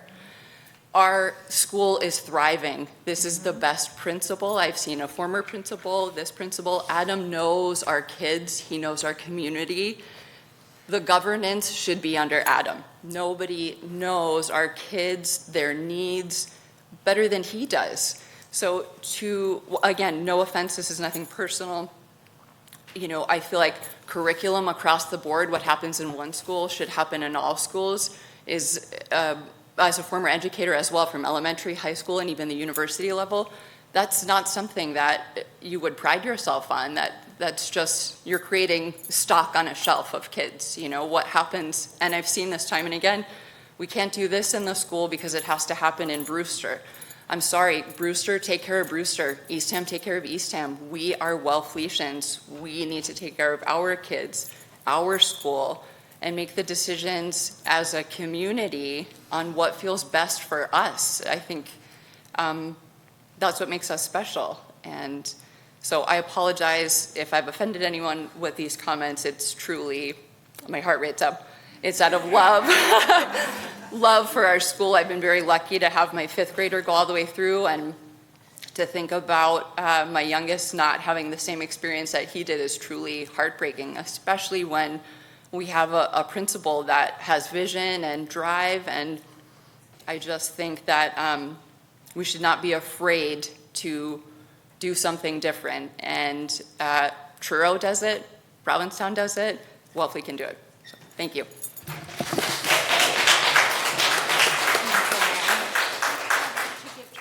Sure. Through the chair, just had a question, and it's kind of a follow-up to what you just said.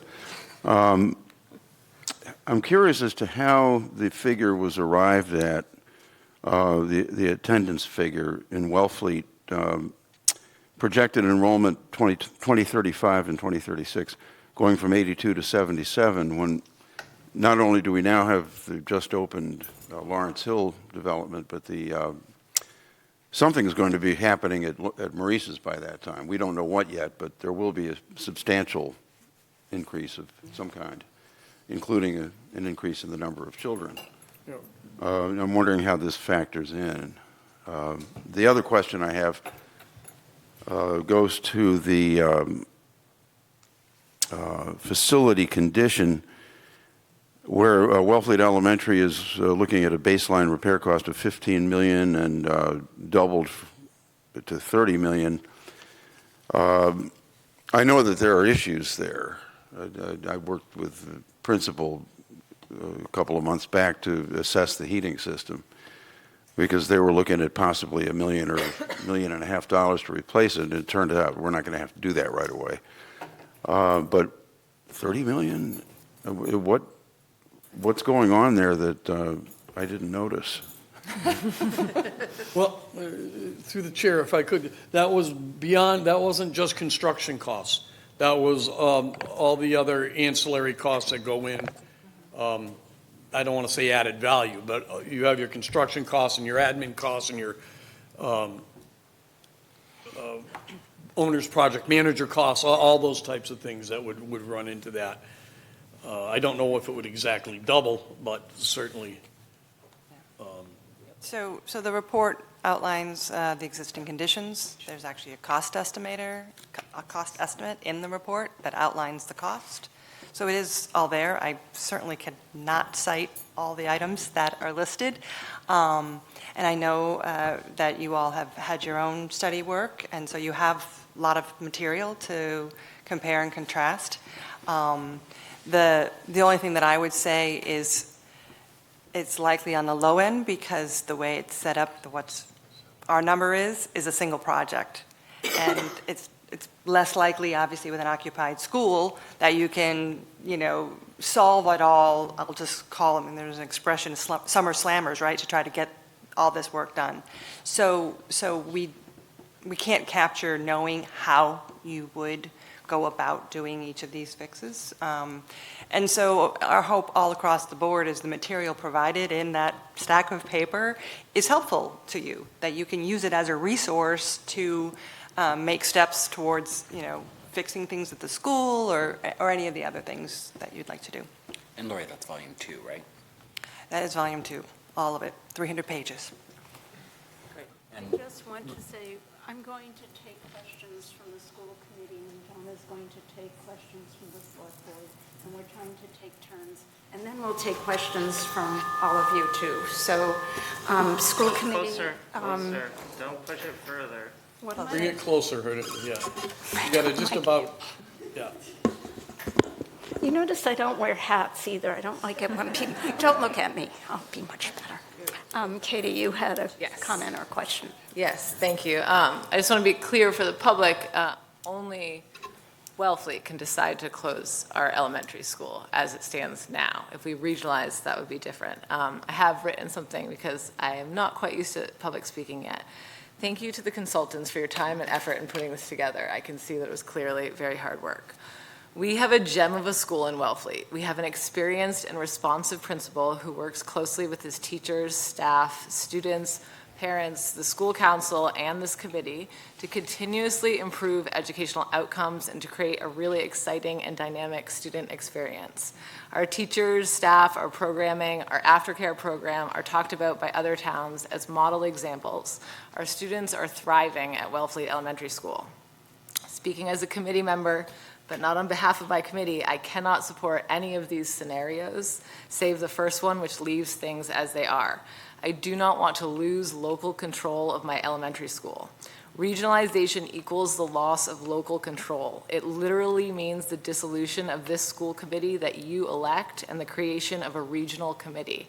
The Nauset Regional Committee that now exists at the 6 through 12 level has one Wellfleet representative on a board of 10.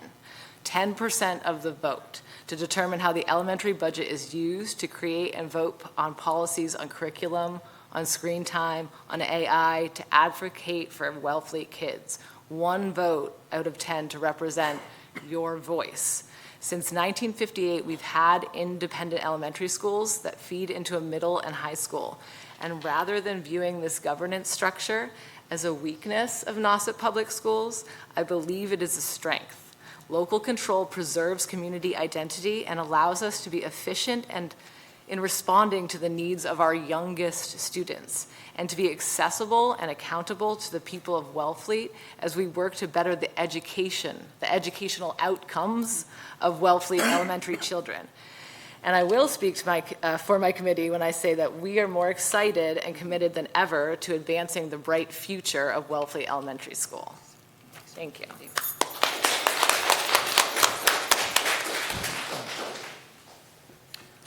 Did you want me to answer the question about the projections? Sure, yeah. Okay, we only answered one. So yes, essentially what the demographer did do was incorporate all of the building plans that are in place. And so those things are what is stabilizing it. Right now, Wellfleet, based upon birth rates, is projected by 2029 to be in the mid-60s. And the thing that will get it back up to the high 70s are the new developments in the housing, and that's how it's been taken into consideration. Thank you. Question, just a clarification. I see that our principal is in the audience, and I missed a joke. What is the current enrollment, please, Principal O'Shea? Woo, yeah, so I don't see how that's going down. I'm sorry.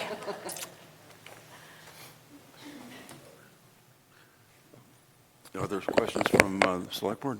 Yeah, all three of us, so let's just go in order. Sorry. So, yeah. Okay, thank you, Mr. Chairman, and this is really just a comment, and it will be brief. I'll speak just for myself and not for the entire Wellfleet delegation of Tom and Martha. You know, our names are on this report as having participated as steering committee members.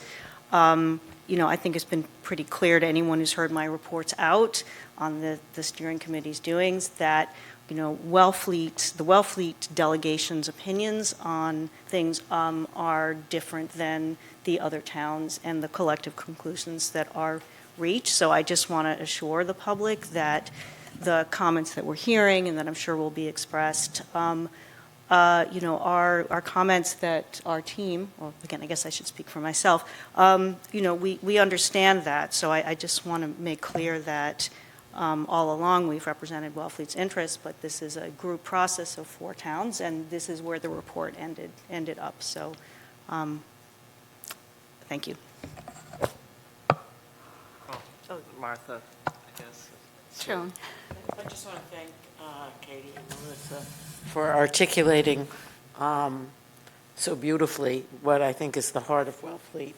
And I can't imagine this town without a school. I can't imagine that people would want to move here without an elementary school. It's the heart of the community in almost every way. So thank you for being so articulate about that. So I don't have anything written. You know, I went through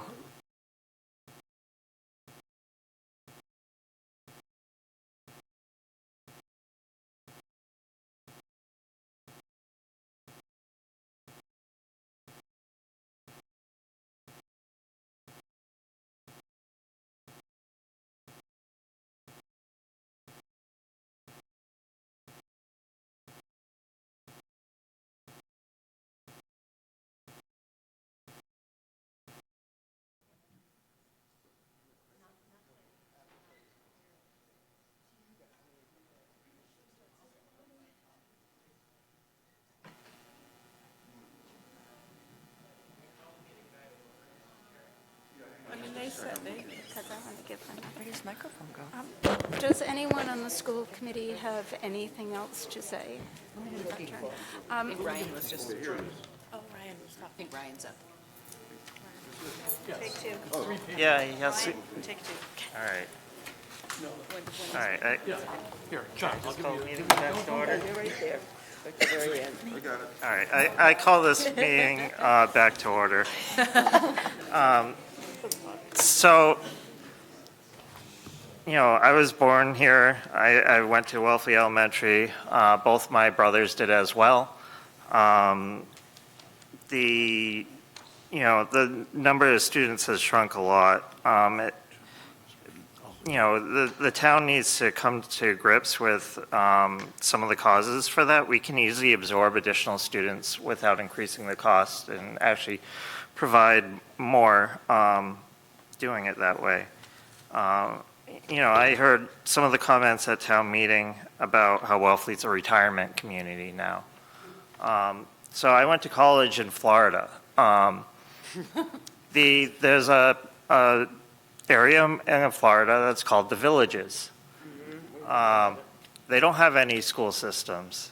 You're not allowed to live there if you're under 65. And, you know, these are just, you know, when my generation was here, they had to build an addition to the elementary school just because we were such a large generation. And that was the same for almost every school within the region. You know, at the same time, the central office, I'm not questioning your leadership here, but central office has not always been a healthy working relationship.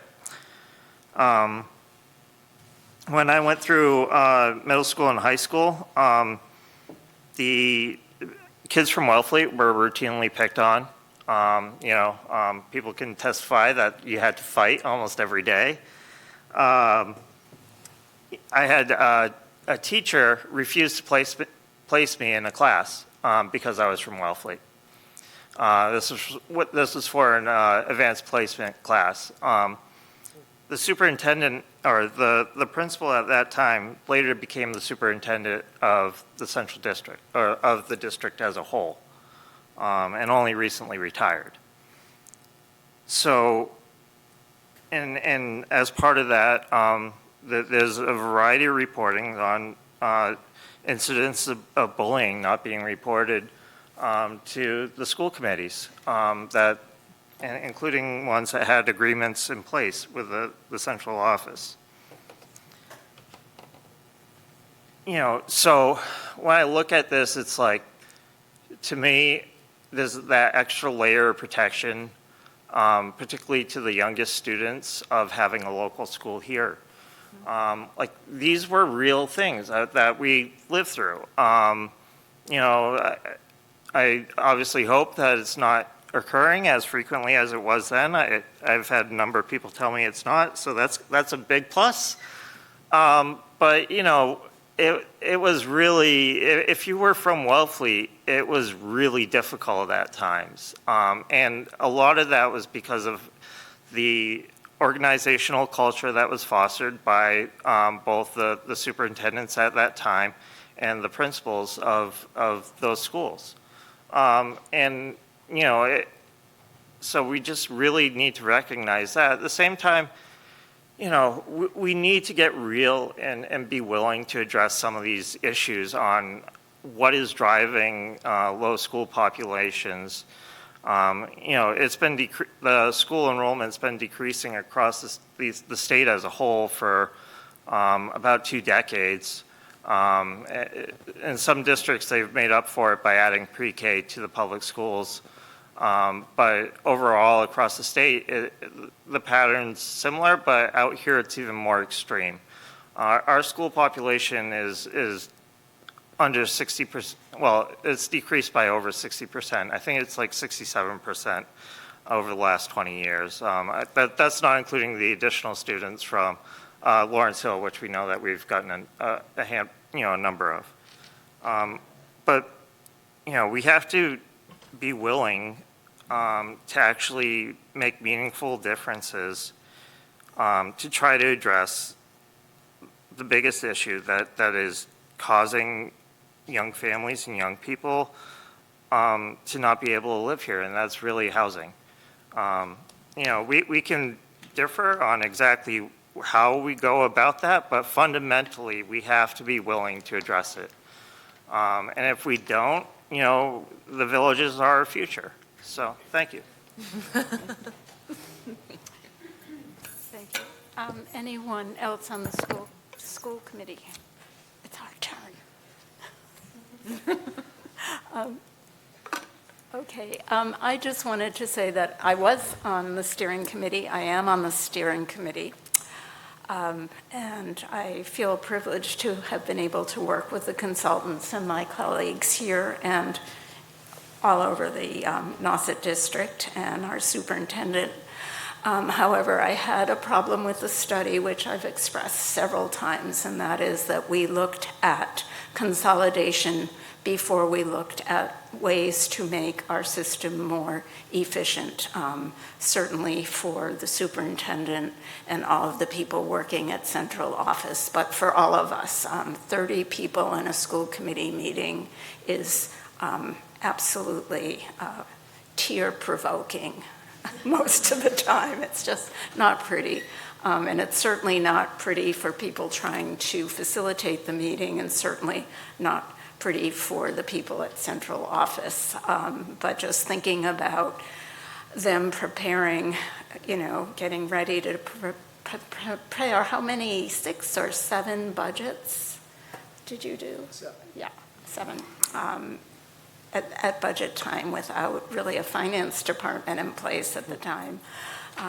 It's just mind-boggling. So I was looking at efficiencies and hoping we'd be looking, we purposely put the word efficiency before we put regionalization into the name of the study. And yet, most of the time that we worked on the scenarios that were basically for consolidating schools. And personally, as a former educator, I never, ever can stand behind closing any elementary school, whether it's Wellfleet, Orleans, Brewster, Eastham. Our kids need to be going to school in their communities at that age. And I just want to say that. It's to you guys. Your turn. I was reminded of something I said, I think 2 months ago. We had discussed this topic. Something to the effect of, I don't really care if it's 5 kids or 500, there's going to be a school in Wellfleet. My mind hasn't changed. I think having a school for your youngest children to be in the town in which they live is essential for a thriving community. This town is going above and beyond to try to find solutions to housing. How are we supposed to attract young people who are going to have young families to our town if we don't have an elementary school for them? We can't just be looking at education in a bubble, and I so appreciate the work that you have done. I appreciate the creativity. I understand the process. But ultimately, the decision, at least for myself, is pretty clear that whatever we have to do to ensure that a school stays in Wellfleet. So that's my comment. My question that I have is there a case study, is there any anecdotal evidence of a community that has gone through a regionalization, a consolidation scenario that you've articulated in these various scenarios? How did they feel 5 years out? How did they feel 10 years out? What did the population look like 5 years out, 10 years out? Did they have difficulty retaining families? Did they have difficulty attracting new ones? Did they have buyer's remorse? Were there benefits that we're not seeing? I appreciate your report. I brought the printed copy. I have to admit, I think you're the only one that printed it. I like paper, although I'm a nerd and I like computers too. But I don't. I want to hear from the community, so I'm going to cut myself short. But I would love to know what this proposal, these different scenarios, have looked like in other communities, and I would really like to know what they have thought of their decision. Thank you.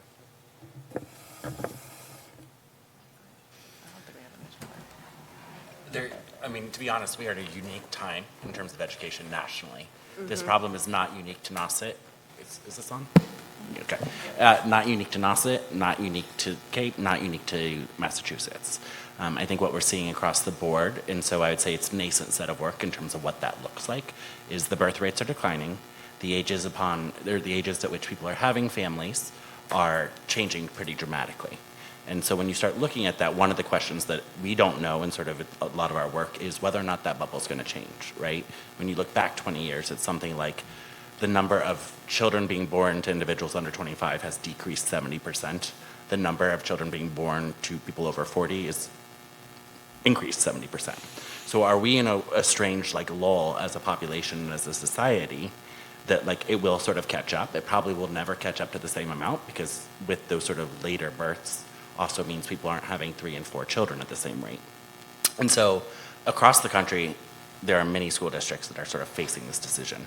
In many places that is around school closure, consolidation, things like that. In rural communities, and this conversation is again happening in a lot of state chiefs, sort of are trying to figure out what to do because of the reality of the sort of financial lack of sustainability and therefore incentivizing regionalization. So in the Commonwealth of Massachusetts, for example, they're doing things like providing these grant opportunities for communities to study this, think about this. They are doing things like tying transportation reimbursement directly to whether or not you're a regionalized district. And so I think that we will see as that sort of financial picture, that population picture continues to evolve, I think there could be a time at which states sort of impose upon places for that, and or they'll continue to try to incentivize. I think Massachusetts is a place that's probably going to go with the incentive route. I think we'll see in other places it'll be an imposition where rural school districts will largely be consolidated.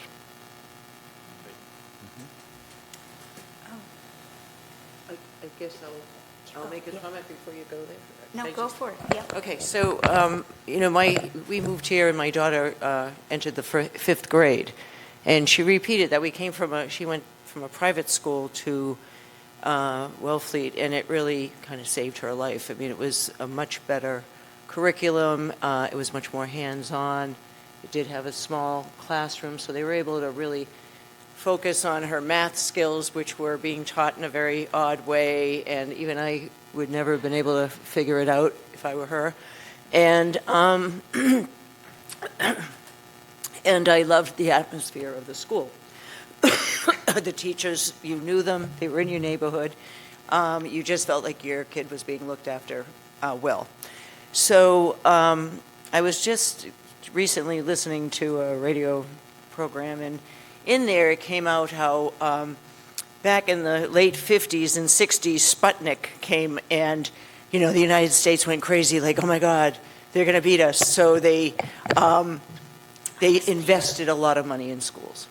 And the federal government stepped in, and schools were being really pumped in, and the curriculums were being upgraded, and the focus was on education. And we have not had an education president, at least they called themselves that, in 26 years, from my recollection. And that wasn't a great education president back then, but at least he tried and he thought about it. And so I can understand why we're having this conversation, because of the financial situation, and that really is an income, our income distribution. There's a big picture here of why we're being subjected to this.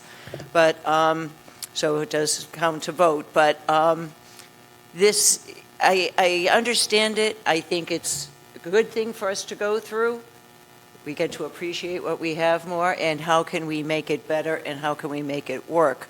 However we do that, whether we stay or separate, but it is going to be an exercise that we're going to travel down together. And I think this has been an incredible report. I haven't read the 300 pages, but I am going to go through at least a lot of sections of it.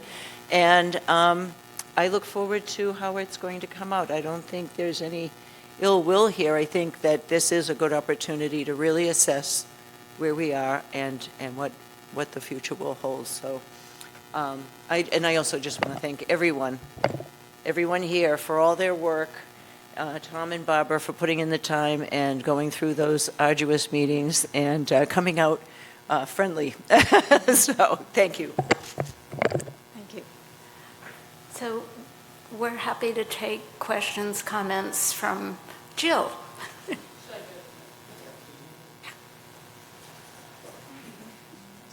And I do want to thank your lengthy report. I wish I had a head start to look at it. And I do hope that there's going to be a link of that those of us at home can take our time and really tease through it. And, thank you. And I also thank you for all of your time. My name is Jill Putnam, and for 33 years I was on school committee. My professional background is a professional educator. I used to work for the National Association for the Education of Young Children, and I am an expert on early childhood. Also, for decades, I did school accreditation work, so I've been in a lot of schools. And even New Bedford, schools that were like 1890s, talk about needing some help. And truly, I thank everybody. This is exhaustive, and yeah. I'm sorry this isn't all written out nicely. I just have bullets, If somebody would say something and I know an answer, Or maybe I don't, but things we're thinking about. Areas of concern. Being an early childhood specialist, I can't imagine little kids on a long bus ride. We're hearing numbers, we're hearing about buildings.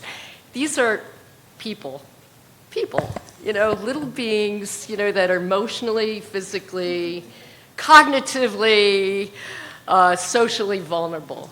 And a long bus ride, for some kids already, it's a long bus ride. That's an area of concern. Certainly consolidating the preschools, that's an area of concern.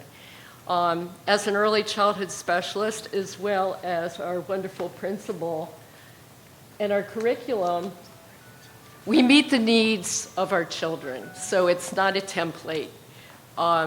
That's one of the things that makes Wellfleet so great. Our demographics, yes. Our voters have supported us, even though we're a bunch of older folks, generally speaking, that go to town meeting. The governance, really information of someone who's been through it. 33 years I was on school committee, 11 elections. And the governance thing, ages ago, there was a group, big meeting, and a man from Brewster on school committee said, it's not fair Wellfleet has a full-time librarian. Well, the truth of the matter is, not quite a full-time librarian. At that time, Wellfleet decided for the needs of our children to have, quote, yeah, in the budget it was line item for librarian. But she also worked with kids who maybe were gifted, if you will, and needed a little more time without having an expensive gifted program. So some of the children would go into the library to work with our librarian, who was actually an extended teacher as well. She would also work with kids who needed more individual help. That was our decision, okay? But a man from Brewster said, and remember, somebody pointed it out that Brewster has more votes than we do. He said, it's not fair Wellfleet has a full-time librarian. So we had to explain it's not quite full-time librarian, but that's our decision. At that time, Brewster decided to sink a heck of a lot of money into a computer system, a lab, which we decided we wanted our librarian and we wanted arts and music. You know, the point of a community school that represents the community, and I really do believe that the few times I was on school committee, the very few times where we needed an override, our community believes in arts, our community believes in music. So again, being a school committee member plus professional educator, school accreditation stuff, a lot of programs across Massachusetts have cut arts and music. Try to cut arts and music in this community. You know, Brewster with more votes can, you know, and I'm just saying, you know, hypothetically, we have our priorities in this community. So anyway, points quickly of, I wrote down, the regionalization thing that you brought up. This was one of the things that motivated me to go into school committee because of my experience. And I did a heck of a lot of research, longitudinal studies with really good validity, reliability. There are plenty of schools, and Google it, that want to get out of regionalization. You know, one size does not fit all. I'm just piggybacking on some of the people, how important it is for the community to have a say on their community school. True, so true, that administrators have a very short time, and statistically, I think it's maximum 5 years. Mike Gradone, who was a principal of our elementary school, principal somewhere else, he was superintendent for what, 20 years or something, you know? We tend to have administrators that stay, so we're not quite with those statistics. It was interesting what I heard you say about the catch thing, the capture thing, that with the affordable housing, maybe 1 out of 6. Because that's where I've been hopeful that finally our affordable housing is coming along. We have the Lawrence School thing, the Lawrence Street. I'm hoping we can be patient. I'm very optimistic our numbers are going to go up. And we do what we do well, which over time, hopefully will build things up. I heard Tom, I think, say the guiding bottom line for me, the denominator is what is in the best interest of the children. And each community does have to decide that. Sorry, I wish I had time to prepare this, but I was just picking up on bits and pieces. I guess those are the highlights of what I'd like to say. And thank you, everybody, for all your work. I know it's exhaustive and, leading no stone unturned.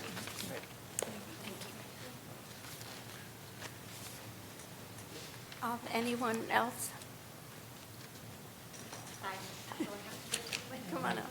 You might want to lower that. Not everybody's that tall. So I'm Erin Gates. My daughter went to school here, pre-K to 5. I do work in Brewster at Stony Brook Elementary, one of the larger schools.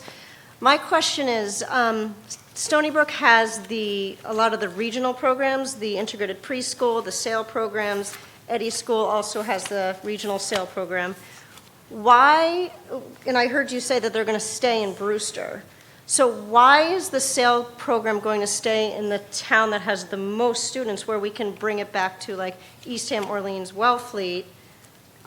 Because right now, like the town, if a student goes to that program, Wellfleet is paying a significant amount of money, Orleans, Eastham, a significant amount of money. So that's just my question. Why did we say that it's going to stay in Brewster, where we can bring it to a smaller school? I'll take that question. It's great, and it's a good question. So from the modeling standpoint, that comment was specific to modeling space, Okay. where the program is right now. What is abundantly clear to me, after not quite a year into this, is that, I can't speak to the historical decision-making around all of how SAIL, for example, landed specifically at Brewster. The understanding is based upon numbers. That was a starting point. There's a critical mass. That was a starting point. Critical mass of students, of which more intensive programs like that, and districts struggle with these decisions all the time, regardless of regionalized or not. Where's there a critical mass of students of which to build a program around? It is abundantly clear to me as well, almost a year in, that while we have currently these two programs at Stony Brook and at Eddy that are serving students with more specific and intensive needs, this is a reality that we have to carefully monitor and watch and evolve with over time. My prediction, based upon, and I'm not an expert, but you see this in terms of the going from a low incidence to a higher incidence in terms of students with more intensive special needs. Predicting the future is impossible, but is it conceivable that we may need to think about additional programming that might be based at Eastham, might be based at Orleans, might be based at Wellfleet, that can serve as a support for other students across our communities? I can see that possibility. So it was purely from a space utilization standpoint in which that comment was anchored or tethered. That's not to say that necessarily dictates the future, and that could evolve over time and as the students and where they're rooted in terms of their community evolves. Okay. Does that hold true for the integrated preschool as well? Integrated preschool is different. Because that's a true regional program. It is a true regional program, and it's something that we, and I've been very clear about that, regardless of this study, we need to take a holistic look at that and determine what the future of that program looks like. As a school system, we are obligated to have an integrated preschool. Does not matter, and that would hold true if all 4 elementary schools decided to go on their own and break apart from Union 54. There is a legal obligation to have a preschool model that accommodates students with special needs. There's a great number of parameters around that, or requirements legally around that. The decision was over time to consolidate that program that currently, based upon space availability, sits at Brewster. It's something that we will be taking a look at in the coming year. Again, that's totally separate from this study. It's something that we need to do as a school system. Great, thank you. Can I also mention something? I came from a district that had four elementary schools in the same town, though, so different. And each special ed program was at a different school, so that there would be a critical amount of kids with the same needs, hiring a specialist with the correct skills to address those. So they were not all in their home school, but they were all within 4 miles of each other. And they enriched, I just have to say, each of those programs enriched and were integrated into the larger elementary school. Thank you. Just, could I just do an interjection, please?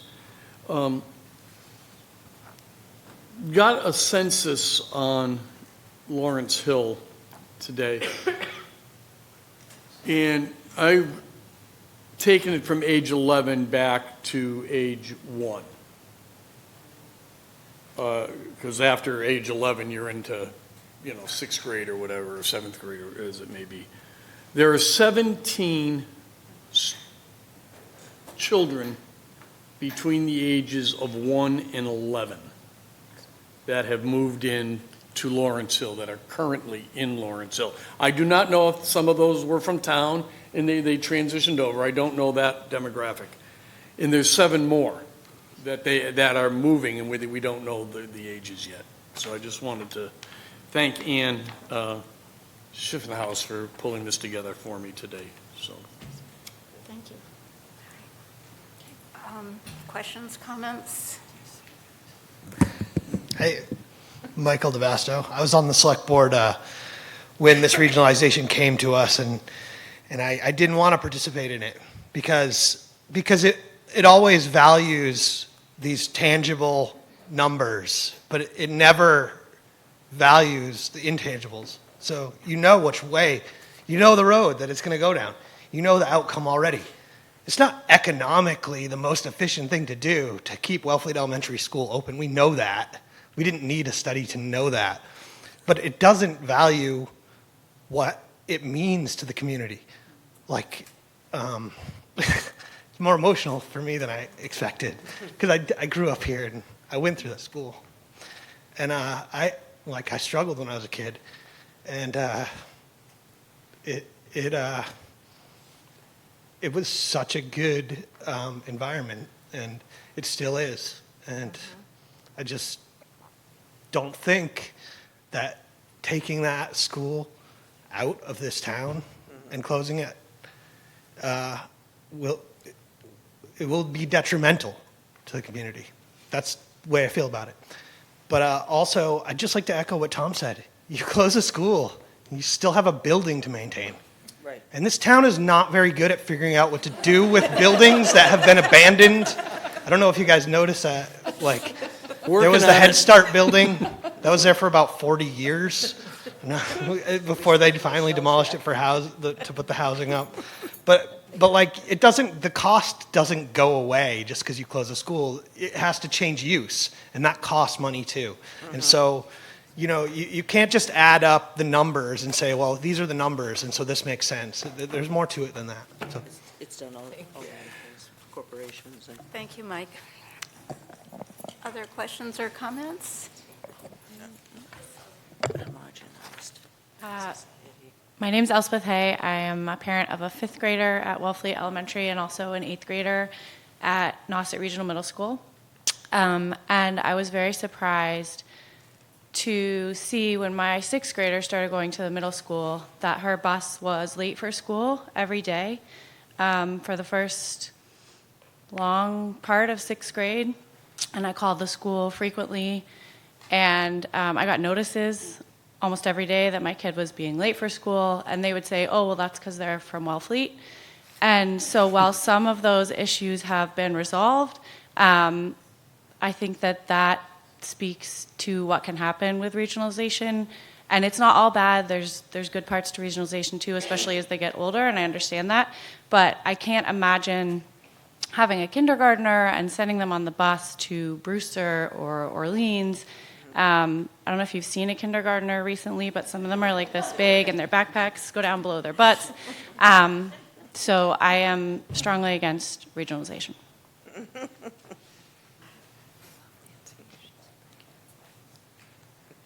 Hi, I'm Nancy Winslow. I served on the school committee eons ago when we did the addition to the building. I was Ryan's preschool teacher. And for the last 30 years, I've been the school social worker in our neighboring tiny school in Truro. Tiny schools are great. I just want to echo what everyone has said. I don't want to repeat because I agree with most of what everyone has said. The incentive, when they incentivize regionalization with use, like transportation, that has been the carrot that has been dangled a couple of different times that I remember. Coming before town meeting, we'll get this much money if we regionalize, it's going to save us this much in transportation. And in my opinion, thankfully, Wellfleet always said, no, thank you. So even if our school doesn't close in Wellfleet, which horrifies me to think of, and you brought another town into Wellfleet, we'd be regionalized. My father went to Wellfleet Elementary School, down through my grandchildren now. We've always been, when I went to the high school, Wellfleet had the smallest population of students. We've always been the tiny, kind of looked at, kind of askance. I agree with a lot of it, but then sort of we were the cool kids for a while. So, but we would not have representation. We wouldn't. So I am so totally against any scenarios that involve regionalization. Thank you.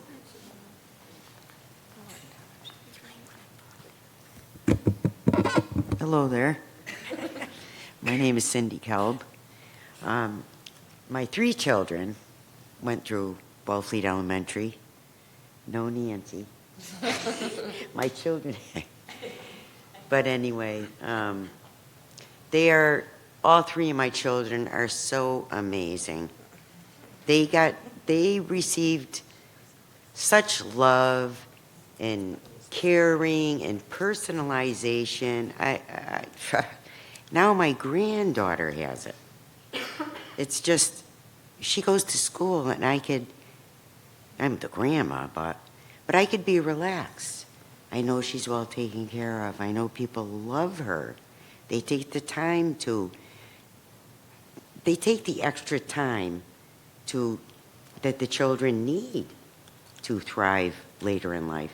But anyway, I'm blessed that we have the community that we have, and blessed to have Wellfleet Elementary. Thank you. Through the chair, or the chair, as the case may be, I want to highlight something that the Assistant Town Administrator put together for the Select Board for this meeting. I was out last week and he put a synopsis together for the board. I'm not going to go through it all because there's some redundancies and I don't want to, it's getting on 8:30 now, so. But let me just start. Concerns for Wellfleet. The study appears to prioritize consolidation before fully evaluating rehabilitation options, and there's a number of things below that. We'll put this up on the web. Community priorities strongly favor maintaining a local school. Enrollment projections may understate future growth potential, and he highlights developments at Lawrence Hill, potentially whatever happens at Maurice's. There's Payne Hollow. There's 16 units in the works for going there. So there's a lot of things in the queue that probably wouldn't show up in the demographic information that was studied. So that's one of the areas as well. The fourth point that he brought together, educational and community impacts, and Michael brought this up and so did Ryan, extending beyond financial merits. And I think we've heard a lot of that this evening. And then there's some next steps for the Select Board that would take place later on. I'll put this up on the web. He's really bulleted it out nicely for anyone's review from the perspective of looking at the report and looking at it from a Wellfleet specific lens. And I think that will be helpful. I just wanted to put that out there. He did a really nice job on this. Any other questions? I just want to say about John's report, we've been receiving so much to read from you guys, for sure, and we've appreciated it, especially the one that came on Memorial Day weekend. It was so much fun. It was so thorough. It was really an incredible report, but we've been receiving a lot of big things, not just from this study, but lots of policy reading and things like that, and I know the Select Board has a lot to read. So when I saw this thing come in from John Bugby, I thought, oh God, something else to read. And it was 2 pages and so clear. I recommend it. It won't put you to sleep, so don't use it as bedtime reading, but it does concisely and articulately show what some of the concerns were from the Select Board meeting a few weeks ago and from all of us on the school committee as well. So, and you, and the Select Board. Yeah. So, you know, the one element that's kind of come up a little bit to some extent is basically how budgeting is done for a regional school district. By the time we receive a budget as a select board and then later as a town meeting, there's very little we can do with it.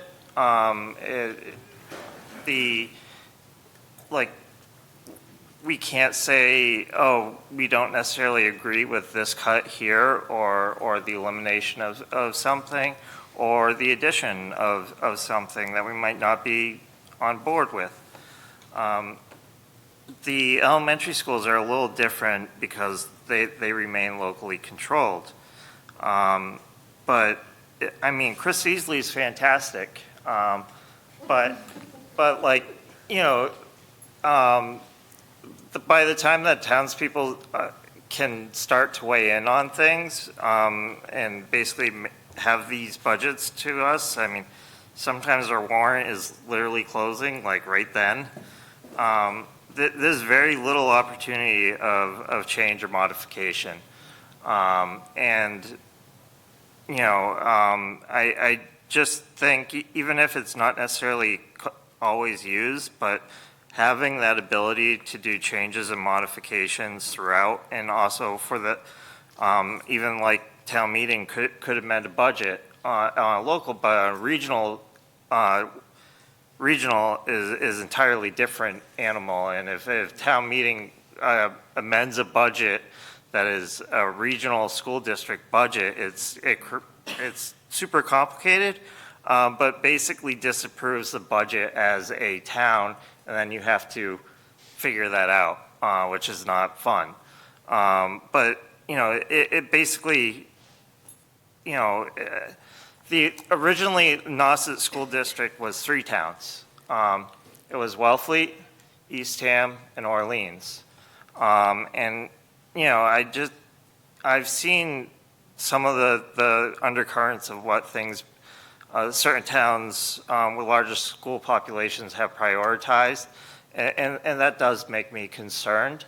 And I'm saying this as somebody that's lived here at this point for 42 years, so I have the grace to prove it.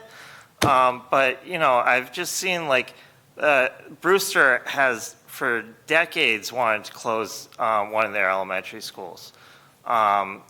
Just because they wanted to cut costs. And that's problematic on a number of bases. And I just think retaining that local control is in this case very helpful. So thank you. Okay. I think we're ready. Take a motion. If we're all set. Mr. Chair, they can Are go you first. guys all set? Yep. Great. Okay, could I have a motion to adjourn, please? Madam Chair, could I just thank the consultants who please, took yes. another night out of their lives to I be know. here? Thank you. We appreciate it. We know it's been a long slog, and you put in time beyond your contract costs, and that's also appreciated. I move to adjourn. Thank you. you. Second? Second. Take a motion. And a third, okay. All those in favor? Roll call vote. Ryan, abstain. John, aye. We are Folks, adjourned. thanks for coming out tonight. I only get to use that